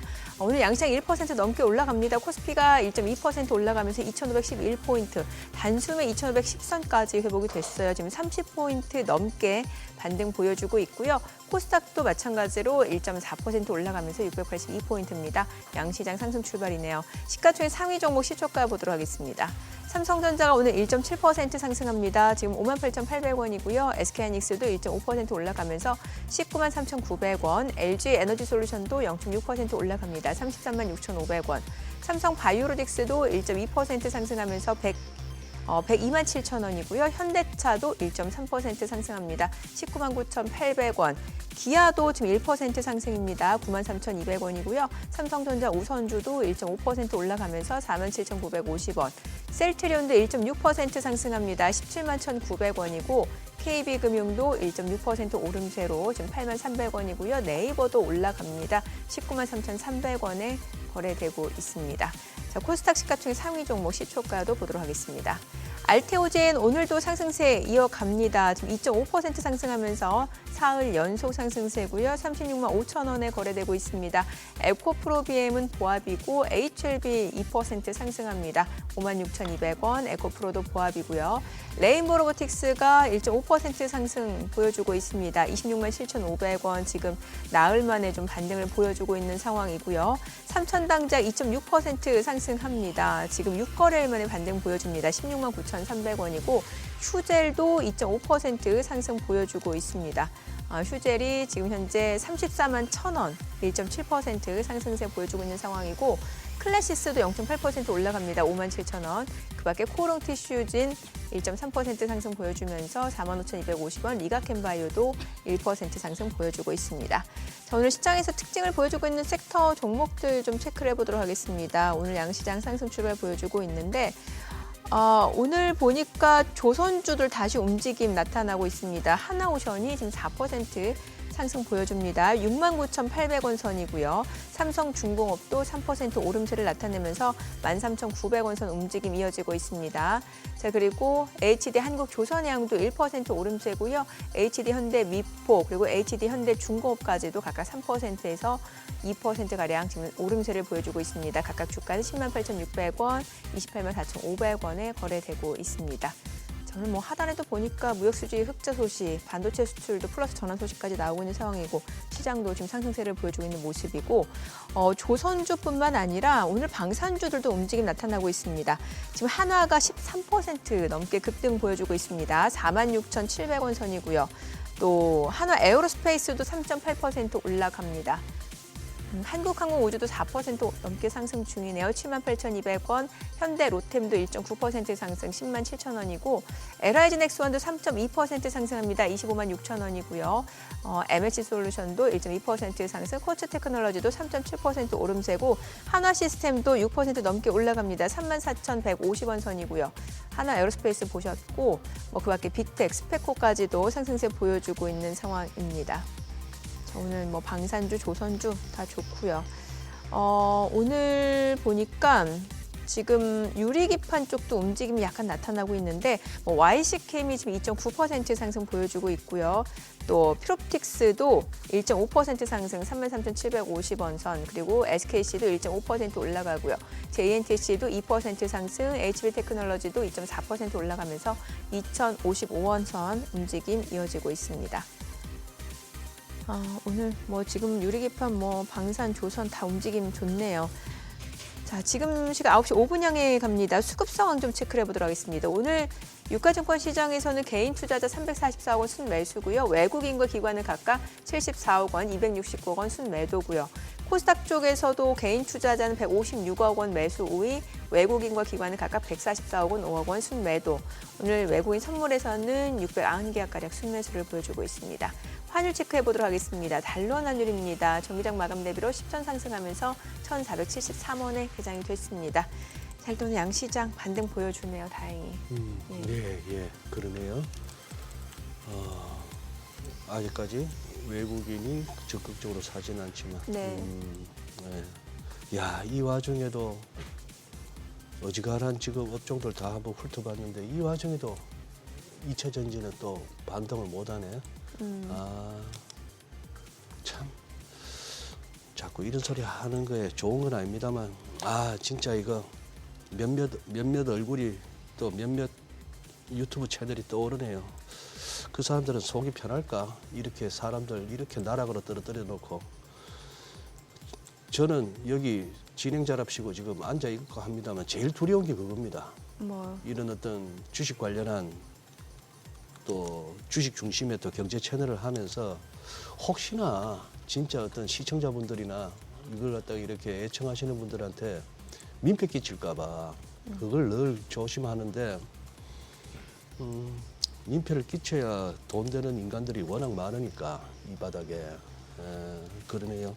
근데 지금 환율이 아까 나왔다시피 한 49억, 한 50억 불 가까운 무역수지 흑자인데도 불구하고 환율이 못 오른다. 무슨 글로벌 달러가 그렇게 강세도 아닌데 이 얘기는 우리 이 본부장님 네. 무역수지 흑자라는 만큼 그만큼 달러가 들어야 되는데 이거보다 더 나간다고 봐야 되는 거 아닙니까? 뭐 단순하게 얘기하면 네. 아직도 해외 투자한다고 들고 나가는 달러가 이렇게 많은가?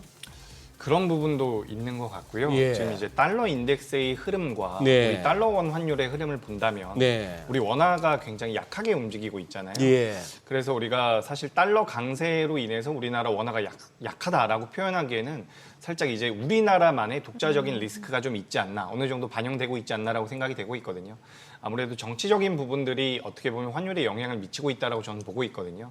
그래서 이 부분들이 좀 봉합이 돼야지만 우리 시장으로 이제 외국인들의 자금도 좀 더 투자 관점으로 봤을 때는 들어올 수 있지 않을까, 저는 그렇게 생각을 하고 있습니다. 그러니까 외국인들 입장에서는 사실 대한민국이란 나라에 투자를 할 필요가 당장에는 많지 않다라고 느낄 수 있거든요. 그러니까 우리나라뿐만 아니라 뭐 예를 들어 가지고 기술주 투자를 하고 싶다라고 한다면 대만에 투자를 할 수도 있는 거고요. 어허. 그런 식으로 이제 자금이 대한민국 증시로 이제 공격적으로 들어올 만한 여건이 형성이 되지 않고 있기 때문에 이런 부분들도 어쨌든 뭐 차차 우리가 좀 해결이 될 가능성이 있다라고 보는데 그 해결이 되는지 여부는 환율이 좀 안정화되는지 여부를 좀 따져볼 필요가 있지 않을까. 그래서 지금 뭐 달러 인덱스랑 사실 달러 원 환율이 거의 따로 움직이고 있거든요. 네네. 그러니까 우리나라의 독자적인 문제가 좀 있지 않나. 그러니까 외국인들이 봤을 때 우리나라에 대한 부담을 좀 느끼지 않나라고 생각이 되고 있고, 이 부분들이 환율의 변화로 인해서 외국인들이 이제 우리나라를 좀 안정적으로 볼 수도 있다.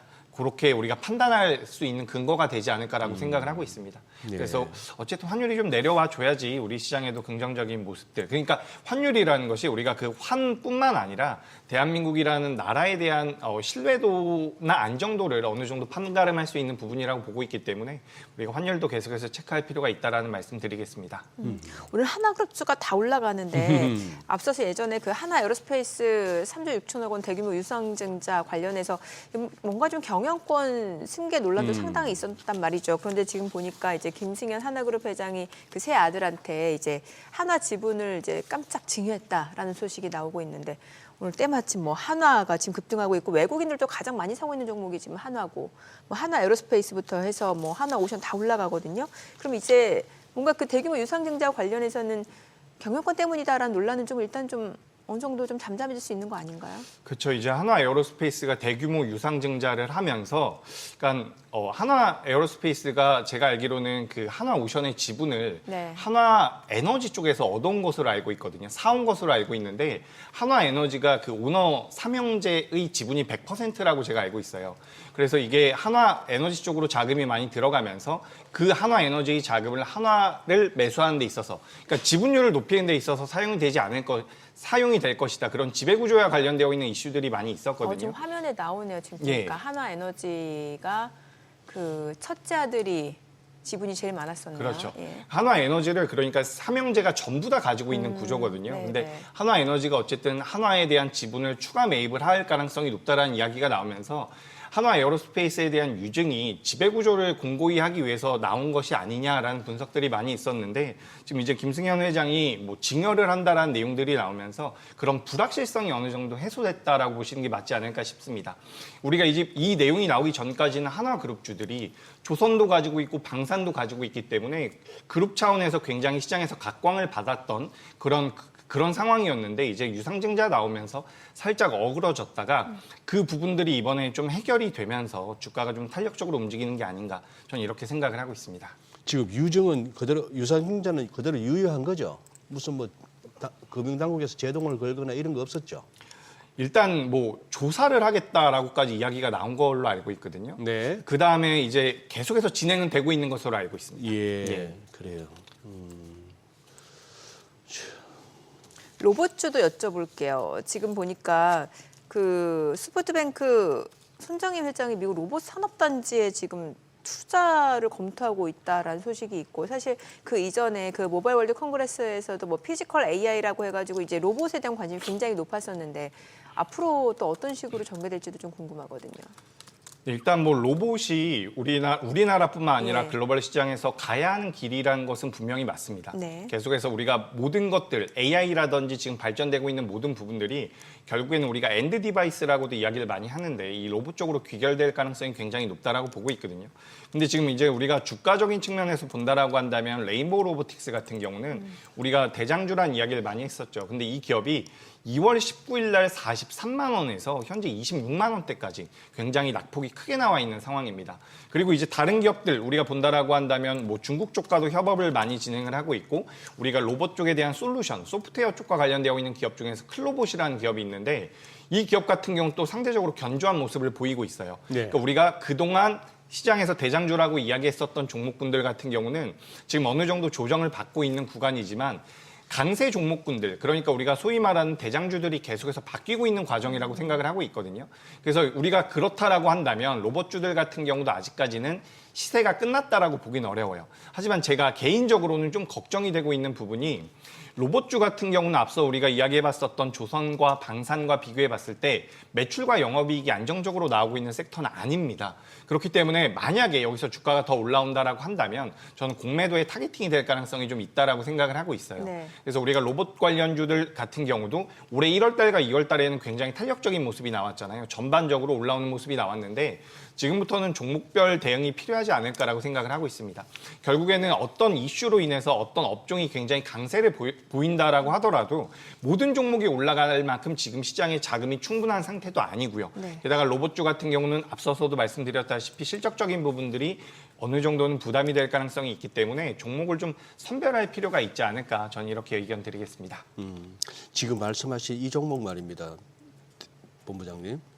뭐 그 전은 어떤지 몰라도 지금 확인할 수 있는 것만 봐서는 22, 23, 24 작년까지 3개년 연속 영업이익은 마이너스예요. 네.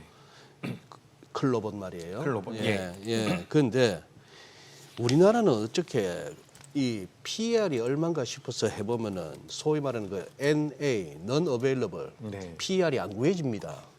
이익이 안 나니까 마이너스니까 이런 종목들이 참 부지기수인데 지금 그러면 이 종목이 그럼 최근에 그렇게까지 올라올 만한 무슨 뭐 하다못해 스토리는 있었을 거 아니에요. 네, 일단 클로봇이 예. 기술 특례 상장이 된 기업이기 때문에 네. 일단 실적적인 부분에 대해서는 투자자분들이 많이 체크를 안 하시는 것 같아요. 네, 네. 근데 이제 클로봇 같은 경우는 소프트웨어 쪽과 관련이 되어 있다라고 말씀드렸는데 이 기업 같은 경우는 중국계 기업과도 지금 계속해서 협업을 하고 있는 부분들이 있거든요. 네. 우리가 뭐 중국 기업들에 대해서 약간 폄하하는 부분들도 있고 중국 제품이라고 한다면 우리가 색안경을 끼고 있는 부분들도 있는데 지금 우리가 사실 휴머노이드 같은 경우는 중국 쪽이 굉장히 많이 앞서 나가고 있습니다.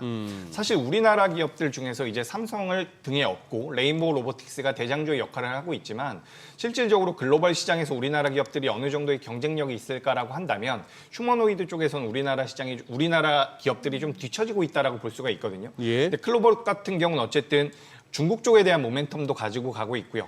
그리고 미국 쪽에 대한 기업들과도 계속해서 협업을 진행하고 있는 이런 기술력 자체가 부각될 가능성이 전 높다라고 보고 있기 때문에 지금 이제 레인보우라는 그 하드웨어 쪽에서 시장에서 관심이 높았다라고 한다면 이제 이 소프트웨어 쪽으로 자금이 넘어가는 게 아닌가라고 생각을 하고 있습니다.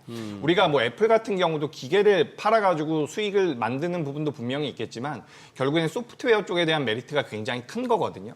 테슬라도 마찬가지죠. 자동차에 대한 메리트도 있지만 결국에는 뭐 FSD에 대한 메리트가 부각되는 것처럼 결국에는 소프트웨어 쪽이 자금 큰 돈이 될 수 있다라는 관점으로 본다면 로봇 같은 경우도 하드웨어도 물론 중요하지만 이런 솔루션 쪽에 대한 관심도도 계속해서 필요하지 않을까 저는 이렇게 의견 드리겠습니다.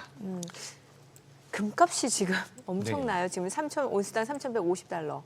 금값의 고공행진은 어떻게 보세요? 안전자산을 어느 정도 또 선호하는 부분들이 있지 예, 않을까라고 예. 생각이 돼요. 그래서 뭐 금값이 더 올라갈 것이다라는 분석들도 많이 있는데 사실 저는 뭐 이거를 지금 내가 공략을 해봐야 되나, 금 투자를 해야 되나라고 했을 때 전 살짝 물음표가 붙기는 해요. 지금 제가 기억이 안 나는데 어떤 IB 쪽에서는 3,500 얘기를 하고 예, 있고 그 정도 이야기를 또 하더라고요. 반대쪽에서는 한 2,000달러 이하 또 얘기하는 데도 있단 말이죠. 그러니까 이게 뭐 투자자분들마다의 성향 예, 차이일 수가 예. 있는데 사실 저는 지금 우리나라 시장뿐만 아니라 증시를 기준으로 봤을 때 우리나라 시장이랑 미증시랑 충분히 최근에 조정을 받았다라고 생각을 하거든요. 물론 더 밀릴 수도 있겠지만 우리가 탄력적인 부분들, 그러니까 금값이 많이 올라왔다라고 하더라도 우리가 사실 주식 투자를 해가지고 만날 수 있는 수익률과 비교해 봤을 때는 그렇게 크다라고 보기는 어렵거든요. 네. 금값이 뭐 예를 들어서 3개월 동안 20%가 올라왔다 이런 이야기는 있는데 우리나라 기업들이 뭐 매매를 잘해서 3개월 동안 30% 이상 올라올 가능성도 굉장히 전 높다라고 생각을 하고 있거든요. 물론 우리가 포트, 자산의 배분 관점에서 본다라고 한다면 금에 대한 메리트가 계속해서 있을 가능성도 있겠지만 전 지금 이제 우리 시장이나 미증시 같은 경우도 제가 미증시에 대해서는 계속해서 좀 보수적인 의견을 드려왔음에도 불구하고 미국보다는 어떻게 보면 좀 더 메리트가 될 수 있지 않을까 저는 이렇게 좀 생각을 하고 있고요. 또 이제 금값이 올라가면 우리나라에서는 관련되어 있는 기업들의 변동성이 또 나오기도 하거든요. 네. 또 우리나라에선 엘컴텍이라는 기업이 계속해서 과거부터 금과 관련되어 있는 기업이다라고 이야기가 되면서 변동성이 나왔는데 정말 못 올라왔었어요. 근데 최근 들어서 다시 한번 거래 대금이 좀 들어오고 있는 부분들이 있거든요. 시가총액이 굉장히 작은 기업이기 때문에 제가 우리 뭐 시청자분들께 매매를 하십시오라고 말씀드릴 수는 없겠지만 금 가격과 연동이 되면서 변동성이 나오는 기업들도 있다라는 말씀 드리겠습니다. 네, 오늘 얘기 여기까지 듣겠습니다. 잘 들었습니다. 고맙습니다.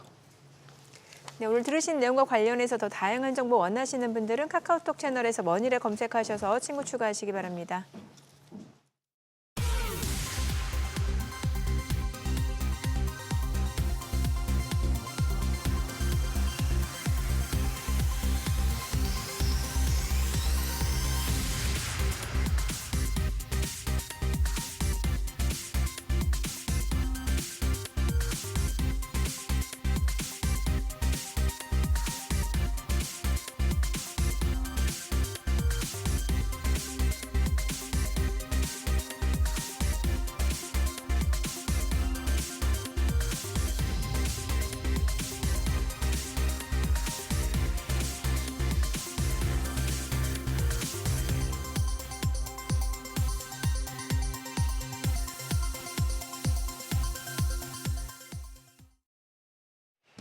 이 시각 시황입니다. 우리 시장 어제 크게 눌렸던 만큼 장 초반부터 강하게 반등합니다.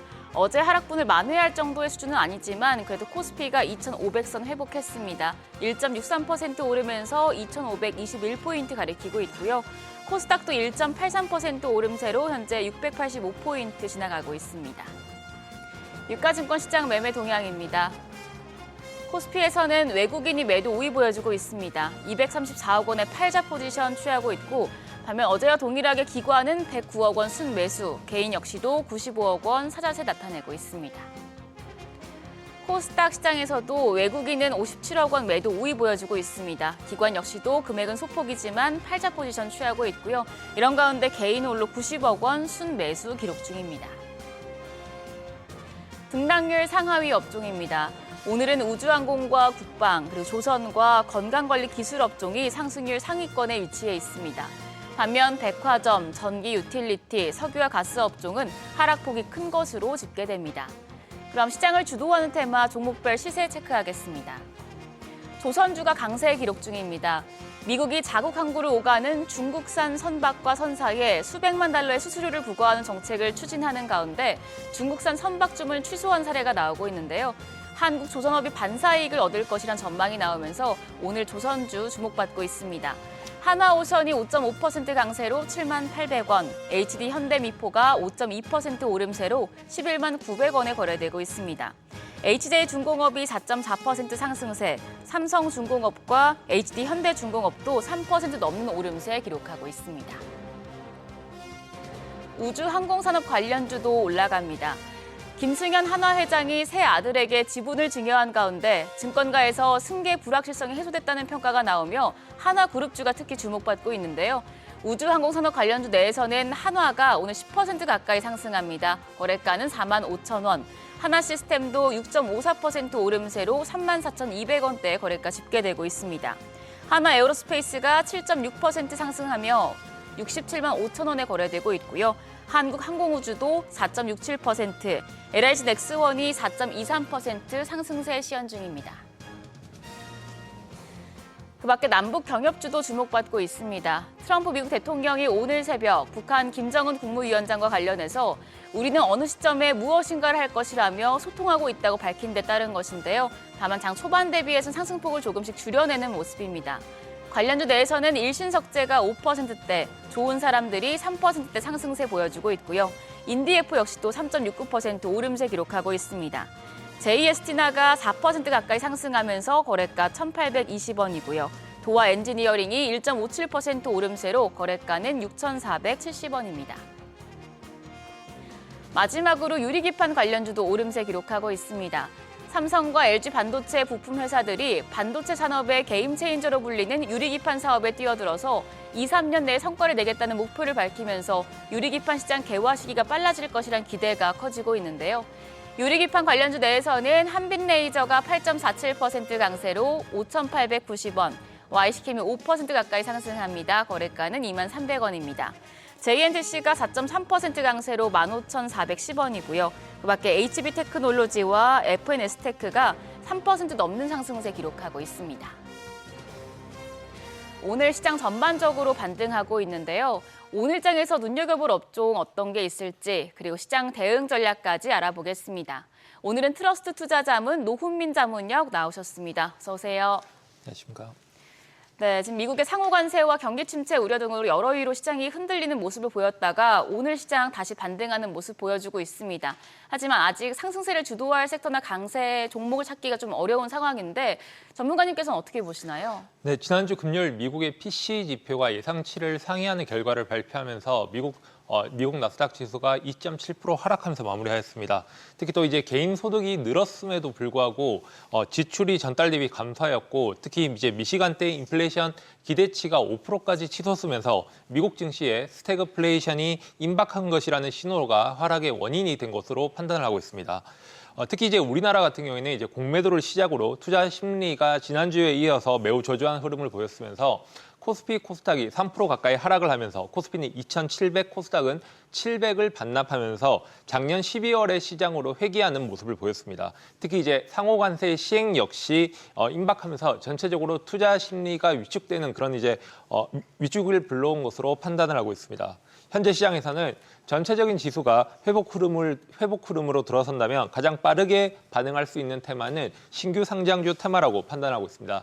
특히 이들 종목은 매물대가 얇고 그리고 상장에 따른 기대감이 여전히 유효하기 때문에 단기 트레이딩 측면에서 매우 유리한 조건을 가지고 있다고 보고 있습니다.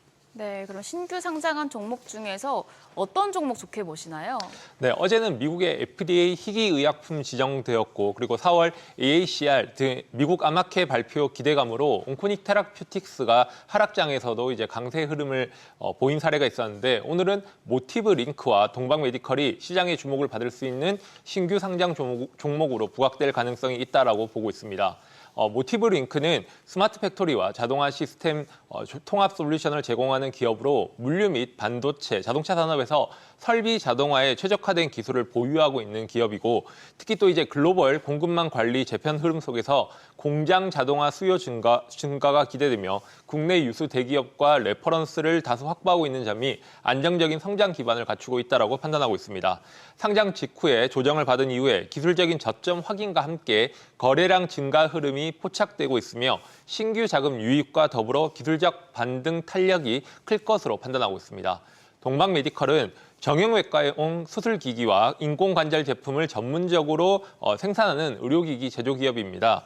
국내외 대형 병원 및 정형외과 전문 클리닉에 납품하고 있으며 해외 수출 확대를 통해 매출 다변화를 추진하고 있습니다. 특히 또 이제 고령화 시대에 맞춰서 수요의 지속적인 증가와 의료기기 대표적인 신규주로 부각받고 있고 정확한 수술 보조를 위해 스마트 의료기기 개발에 진출해서 기술력이 주목받고 있습니다.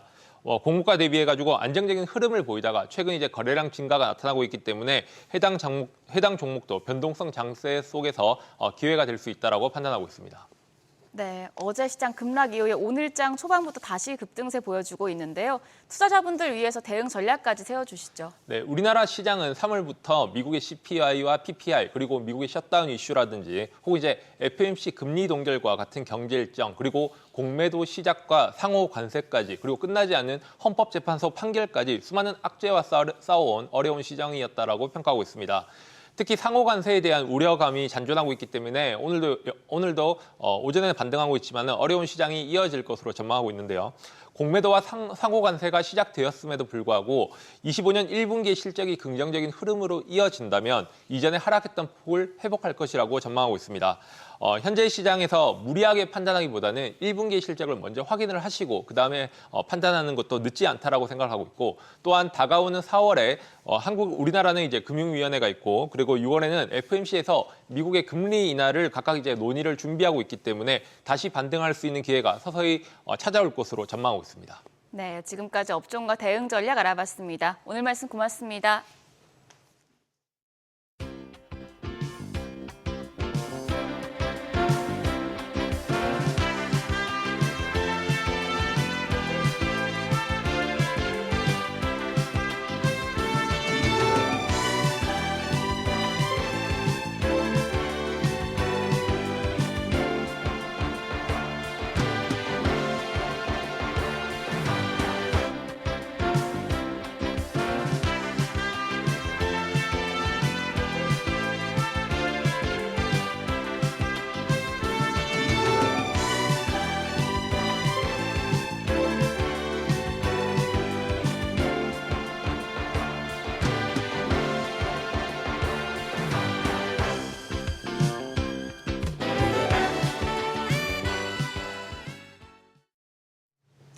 화장품, 향수, 또 편의점 등 다양한 브랜드들이 성수동에서 팝업 스토어를 열고 또 젊은 층이 몰려들면서 상권 자체가 활기를 띠고 있죠.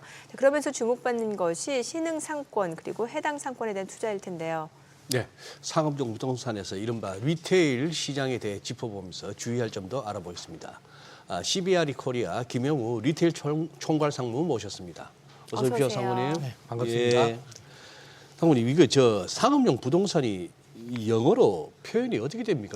커머셜 리얼 에스테이트라고 하는데 커머셜 리얼 에스테이트. 네, 맞습니다. 주거용 부동산을 제외한 부동산을 상업용 부동산이라고 합니다. 주거용을 제외한. 네네네. 크게는 보통 오피스, 리테일, 물류 이렇게 나뉘는데요. 네. 쉽게 말씀드리면 사무 공간을 네. 오피스라 그러고요. 예. 그리고 창고 같은 공간은 물류 이렇게 얘기하고 뭐 상가나 상업시설, 백화점이나 쇼핑몰, 소매점 같은 곳을 리테일 부동산이라고 그렇게 불리고 있습니다. 오늘 우리가 살필 것이 이제 그 리테일 쪽이라는 리테일에 것이죠. 대한 부동산 섹터입니다. 네. 근데 리얼 이스테이트는 자주 듣는데 그거는 뭡니까? 가끔씩 또 커머셜 프로퍼티 그런 용어도 쓰나 네, 보죠. 상업용 자산을 상업용 자산. 상업용 자산을 커머셜 프로퍼티라고 합니다. 네. 그러면 리테일에 대해서 다시 한번 좀 설명을 주세요. 이게 상업용 부동산에서 또 특히 리테일 시장이에요. 네. 예. 이거 리테일 시장은 어떻게 보면 부동산과 예. 공간이라는 특성과 그리고 사용자가 만나는 공간이 상업용 부동산인데 네. 거기서 리테일 부동산은 특히 소비자가 네. 그 사이에 들어가는 걸 볼 수 있습니다. 그래서 보통 우리들이 카페에 가서 뭐 커피를 네. 구매를 하시던가 예. 편의점에서 구매를 하시는 부분도 다 리테일 활동이라고 볼 수 있고요. 말씀드렸듯이 소비자가 이 공간에 들어가는 것이 이 리테일 부동산의 특징이라고 볼 수 있습니다. 지금 이 작년부터 이제 사실 우리 국내 경기는 뭐 내수가 굉장히 위축되면서 자영업자들 힘들다. 여기저기 뭐 특히 지방 쪽은 더 심합니다만 여기저기 공실에다가 폐업에다가 임대 막 그 플래카드가 붙어 있고 이런데요. 원래는 이 리테일 시장 어떻게 내다보십니까? 맞습니다. 소장님께서 말씀하셨듯이 지금 시장 자체는 굉장히 위축돼 있고 예. 여전히 고금리 그리고 저성장이 계속해서 진행되고 있는 상황입니다. 그리고 뭐 더 정치적으로도 현재 지금 불확실성이 있기 때문에 그렇죠. 좀 안 좋은 것으로 보여지고요.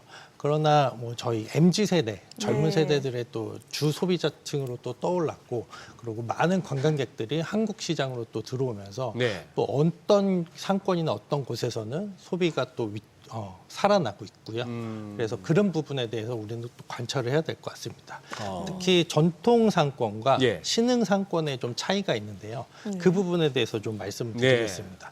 전통 상권은 뭐 기존에 잘 아셨던 그 광역 상권, 예. 강남역, 홍대, 명동 같은 그런 전통적인 핵심 상권입니다. 예. 코로나 이전부터 굉장히 확대가 됐던 상권들이고요.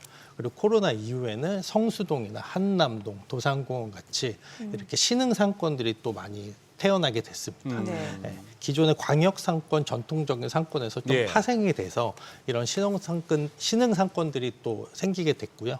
이 부분에 대해서 MZ 세대들과 관광객들이 또 유입이 되면서 굉장히 성장하는데 큰 역할을 했습니다. 예. 지금 전통 상권하고 이제 신흥 상권 구분해서 말씀 주셨는데 제가 얼핏 생각하기에 신흥 상권 하면 지금 말씀 주신 뭐 도산공원, 성수동 이런 쪽은 이제 팝업 스토어나 이런 게 많이 들어서잖아요. 네, 맞습니다. 예, 네. 특징을 뭐라고 좀 분류할 수 있을까요? 새로운 소비자들이 유입이 됐기 때문에 이 팝업 스토어는 제품이나 예. 그리고 상권에 대해서 테스트하기 위해 들어가는 부분이거든요. 네. 그래서 새로운 제품이 나왔을 때 그리고 새로운 소비자들에게 본인의 회사나 브랜드를 설명하기 좋은 그런 방식을 팝업 스토어라고 합니다. 보통 상권이 형성되는 과정은 F&B, 뭐 예쁜 카페나 맛집, 그리고 팝업 스토어로 같이 형성이 되고요.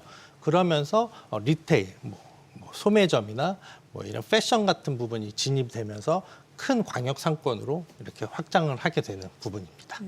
뭔가 공실률이나 임대료도 좀 차이가 확실히 있겠네요. 예, 많이 있습니다. 예. 특히 지금 성수동이나 예. 용산 예. 그리고 한남 같은 경우가 굉장히 신흥 상권으로 볼 수 있는데요.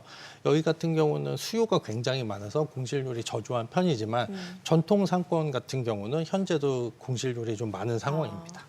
지금 용산이라 하시면 용산 중에서도 어느 쪽을 말씀하시는 겁니까? 한남하고요. 예. 그리고 이태원 쪽, 이태원 쪽. 이태원에서 한강진역, 그리고 한남동 이렇게 보시면 될 한남동. 것 같습니다. 네. 예. 근데 지금 그 재개발 통해서 이제 또 재개발하다 보면 또 새로운 상권이 형성되거나 또 재개발하면서 아예 상업지구로 또 이제 만들고 하는데 여기 지금 말씀하신 용산에도 글로벌 복합 상권 조성 추진한다 이런 얘기도 들리고 그럼 여기서 이제 이 리테일은 어떤 역할을 한다고 보면 될까요? 리테일은 상권이 상권이. 더 발달할 수 있게끔 하는 요소로 보실 수 있을 것 같고요. 특히 입주자들만 만족시키는 곳이 아니고 네. 외부에서도 유입할 수 있고 예. 어떻게 보면 용산 같은 경우는 글로벌에서 가장 또 발전할 수 있는 그런 예. 잠재력을 갖고 있는 상권이거든요. 예. 그러다 보니까 많은 메이저 시공사들이 이쪽에 개발 계획을 갖고 있는 건 사실입니다. 그러다 보니까 뭐 굉장히 좀 담대한 플랜을 가지고 예. 여기서 상업시설을 잘 유치해서 예. 국제적인 공간을 만드는 부분이 굉장히 키라고 볼 수 있을 것 같습니다. 네. 그래요. 그러니까 지금 저희가 이제 상업용 부동산 그 중에서도 이제 리테일에 대해서 지금 알아보고 있는 상황인데 그러면 이제 지금 말씀 주신 대로 지금 용산에서 글로벌 복합 상권 조성을 추진 중이라는 거잖아요. 네, 저희 CBRE와 HDC 현산과 예. 같이 용산에 정비청을 개발하는 거에 있어서 마스터 플랜 서비스를 제공하고 있습니다. 그럼 여기서 리테일이 또 어떤 역할을 하게 되는 거예요? 리테일에 플랜을 잡고요. 예. 장기적으로 어떻게 운영을 할 것인지 그 부분에서 저희가 좀 제공을 하고 있습니다. 서비스를 제공하고 있습니다. 네. 이 또 투자 관점에서 보면은 뭔가 이제 복합 상업 시설이나 아니면은 이제 분양형 상업 시설에 투자할 때 좀 주의할 점이 있을 것 같은데요. 먼저 뭐 부동산은 예. 가장 중요한 게 입지, 위치인 입지, 것 예. 같습니다. 그리고 더 중요한 거는 장기적으로 관리, 운영적인 측면이 굉장히 중요할 것 같아요. 예전에는 분양형 상업시설 같은 경우는 그냥 분양만 하고 거래만 하고 빠졌었는데 지금은 어떻게 보면 운영을 잘 해야지 계속해서 그 상업시설이 잘 흘러간다고 보실 수 있을 것 같습니다. 그래서 임차인 구성이 굉장히 중요한 역할일 것 같아요. 네. 서로 시너지를 내는 공간을 만드는 부분이 굉장히 중요한데요. 어떻게 보면 같은 업종들끼리 이렇게 들어가 있다 보면은 서로 상충되거나 예.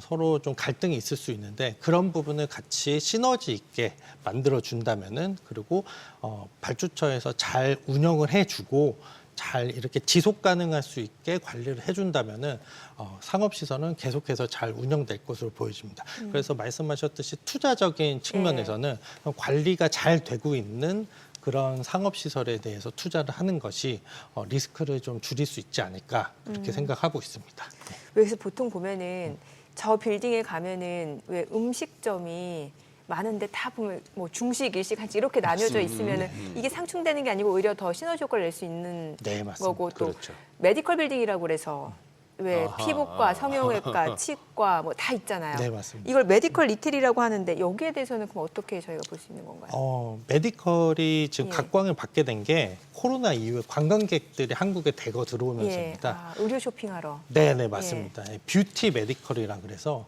코로나 때 우리 K 콘텐츠들이 글로벌에서 굉장히 핫했잖아요.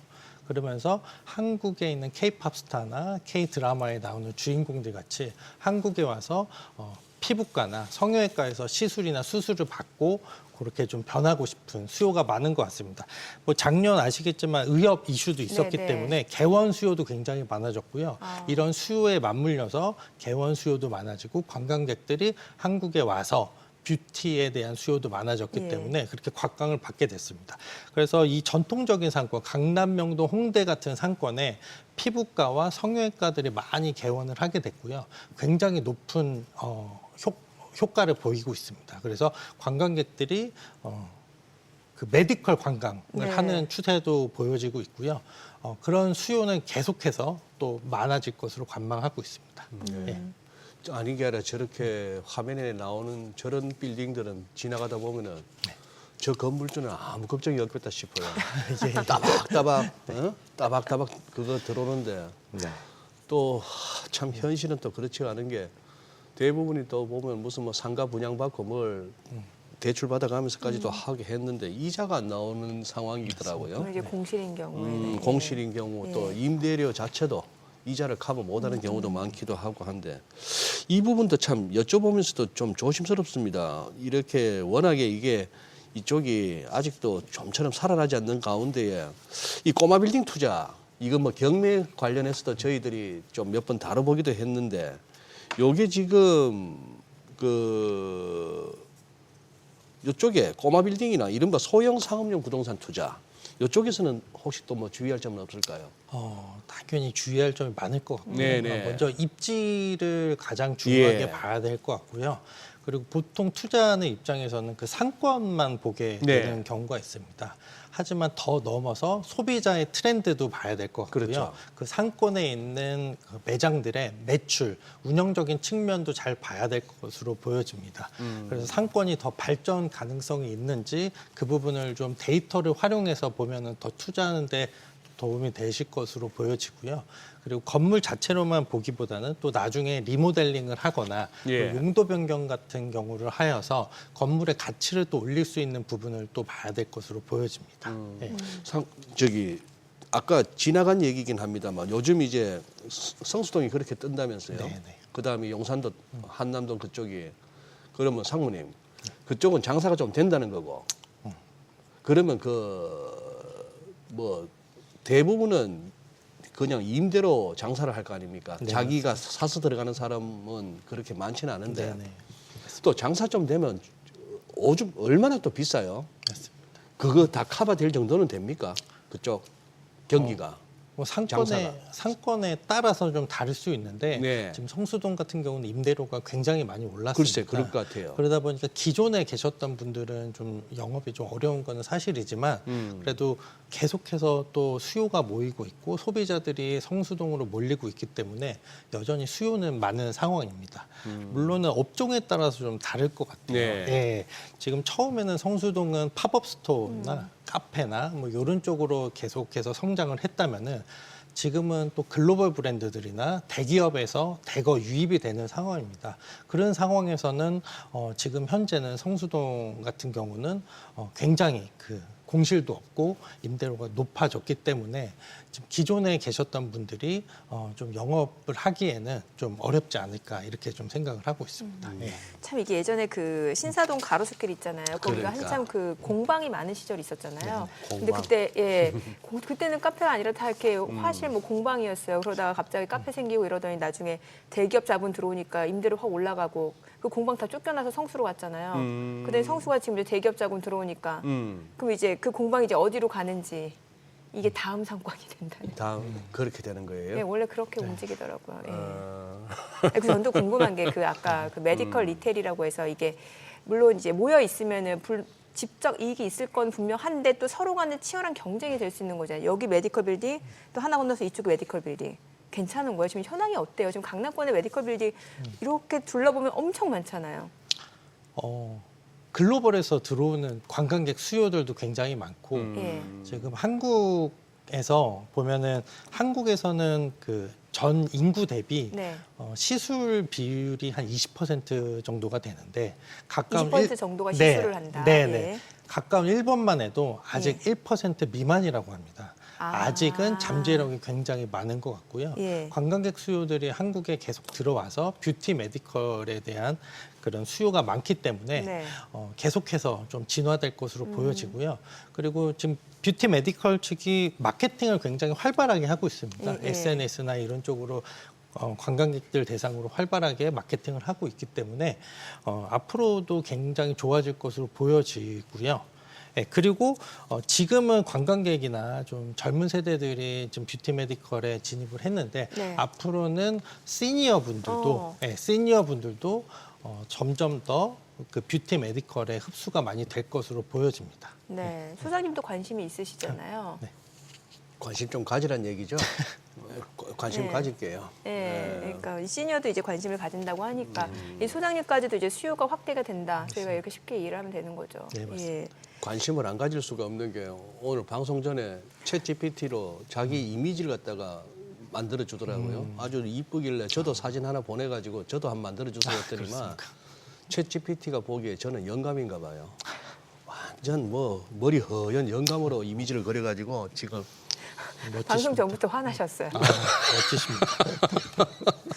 아니 근데 지금 상무님, 네. 우리 이런 얘기를 하다 보면은 이제 대부분의 또 시청자분들이 야 건물 투자, 부동산 투자 그거는 그러게요. 돈이 예. 이거 뭐 한두 푼이 드는 게 아니잖아 하시잖아요. 근데 전에부터 요 조각 투자, 리츠 뭐 이런 얘기가 있는데 어느 정도까지고도 이렇게 부동산에 투자가 가능합니까? 뭐 적은 자본으로도 투자가 가능한 네. 상품들이 있습니다. 뭐 아시다시피 리츠 네. 이 부분도 대표적인 거고요. 그리고 뭐 사모펀드 같은 경우는 좀 고액 자산가나 그렇죠. 예, 예. 뭐 기관 투자자들이 선호하는 네, 네. 방식이고요. 예. 그러다 보니까 좀 어떻게 보면 좀 여러 가지 뭐 조각 투자나 이런 그 트렌드들이 많이 발생하고 있는 것 같습니다.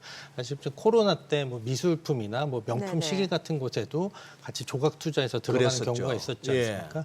부동산에도 역시 뭐 그런 트렌드들이 오고 있는데요. 예. 그래서 앞으로도 계속해서 이쪽이 또 활발하게 진행될 것으로 보여집니다. 그거 조금 디테일하게 어떤 식으로 어디 가서 어떤 식으로 하면 되는 거죠? 그 조각으로 하는 거. 그 플랫폼으로 같이 플랫폼으로? 투자는 예, 맞습니다. 여러 회사들이 있는데 수익증권화를 하는 겁니다. 예. 그래서 건물을 그 지분으로 매입을 하는 거고요. 예. 주식같이 조각 네. 투자를 해서 한 건물에 대해서 여러분들이 모여서 여러 명이 모여서 그 건물에 대해서 주식같이 그렇게 취득을 하는. 예. 이거 참 쓸데없는 노파심입니다. 네, 네. 아직까지 그쪽에서 무슨 사기는 없었나요? 아직까지는 그런 사례는 사기는 못 봤지만 네. 아마 그 거래하는 데 있어서는 예. 좀 제약이 있을 것으로 보여집니다. 아무래도 부동산이라는 상품은 예. 거래가 뭐 주식이나 채권보다는 훨씬 더 어려운 부분이 있기 그렇죠. 때문에 그런 부분 때문에 좀 그렇지 뭐 사기나 이런 것까지는 아직은 들은 적은 없었습니다. 네. 그 왜 리츠 같은 경우는 또 주식시장 상장된 것도 있고 ETF로 투자도 가능하잖아요. 네, 맞습니다. 예. 네. 그런 것도 간단히 좀 알려주세요. 예. 보수적으로 봤을 예. 때는 그 포트폴리오상 ETF로 부동산에 투자하는 거는 적합해 보입니다. 네. 하지만 보다 더 꼼꼼하게 투자 상품에 대해서 분석을 하고 그 다음에 투자를 해야 될 것으로 보여집니다. 예. 이게 보통 월배당 리츠 ETF라고 하면 어떤 수익률, 기대 수익률을 높이기보다는 뭔가 좀 안정적인 안정적으로 가는 거죠. 안정적으로. 네. 아무래도 이렇게 짧게 뭐 한 짧은 시간에 이걸 다 전달하기는 어렵고 상무님 이런 쪽으로 좀 상업용 부동산 쪽에 요 리테일 쪽에 관심 있으신 분들 뭘 갖고 공부하면 좋을까요? 뭐 인터넷상으로나 뭐 좋은 책은 없을까요? 좋은 책이요. 네. 저희 CBRE에 연락을 주시면 더 아, 감사할 것 같고요. 보통 예. 전문가들이 많이 있기 때문에 예. 그러면 좋을 것 같고요. 많이 임장 활동을 많이 하는 게 임장. 중요할 직접 것 같습니다. 다녀보는 예, 거. 직접 다녀보는 게 그래서 상권에 대해서 보통 잘 다녀봐야지 잘 알 수가 있고 그리고 그 상권에 아까 말씀드렸던 매출이나 예. 볼륨이 굉장히 중요한 부분인데 그런 부분에 있어서는 직접 경험을 해보시고 자주 다녀보시는 게 더 좋을 것으로 보여집니다. 그리고 또 중요한 거는 전문가들과의 상담을 꼭 해서 올바른 의사결정을 하시는 게 굉장히 중요할 것으로 보여지고요. 네. 그리고 철저한 자금 계획이 굉장히 중요할 것 같습니다. 네. 아까 말씀하셨듯이 그냥 부동산이라고 그냥 건물이라고 덜컥 구매를 하시기보다는 철저하게 자금 계획을 짜시고 그렇게 해야지 공실 리스크 예. 그리고 나중에 뭐 금리가 상승했을 때 그런 부분을 이겨낼 수 있다고 생각합니다. 네. 철저한 준비가 필요할 것으로 보여집니다. 네, 오늘 내용 잘 들었습니다. 고맙습니다. 고맙습니다. 감사합니다. 네.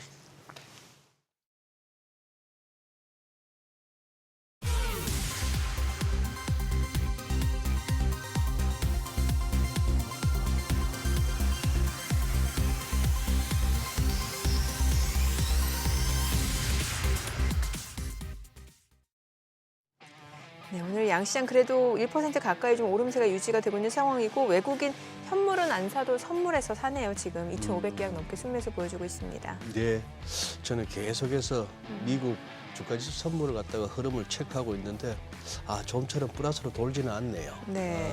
그래서 우리도 뭐 여기서 개장 초에 봤던 그 고점을 넘기기는 쉽지는 않아 보입니다. 네, 뭐 네. 천천히 올라가도 예. 되죠. 네, 저희 방송 중에 전해드린 내용과 관련해서 모든 투자 판단의 책임은 투자자분들께 있다는 점 알려드립니다. 네, 세상의 모든 돈 드는 정보 재테크 노하우 머니쇼 오늘은 여기서 인사드리겠습니다. 여러분의 모든 경제 SBS 비즈가 함께하겠습니다. 저희는 내일 오전 8시에 찾아뵙겠습니다. 고맙습니다.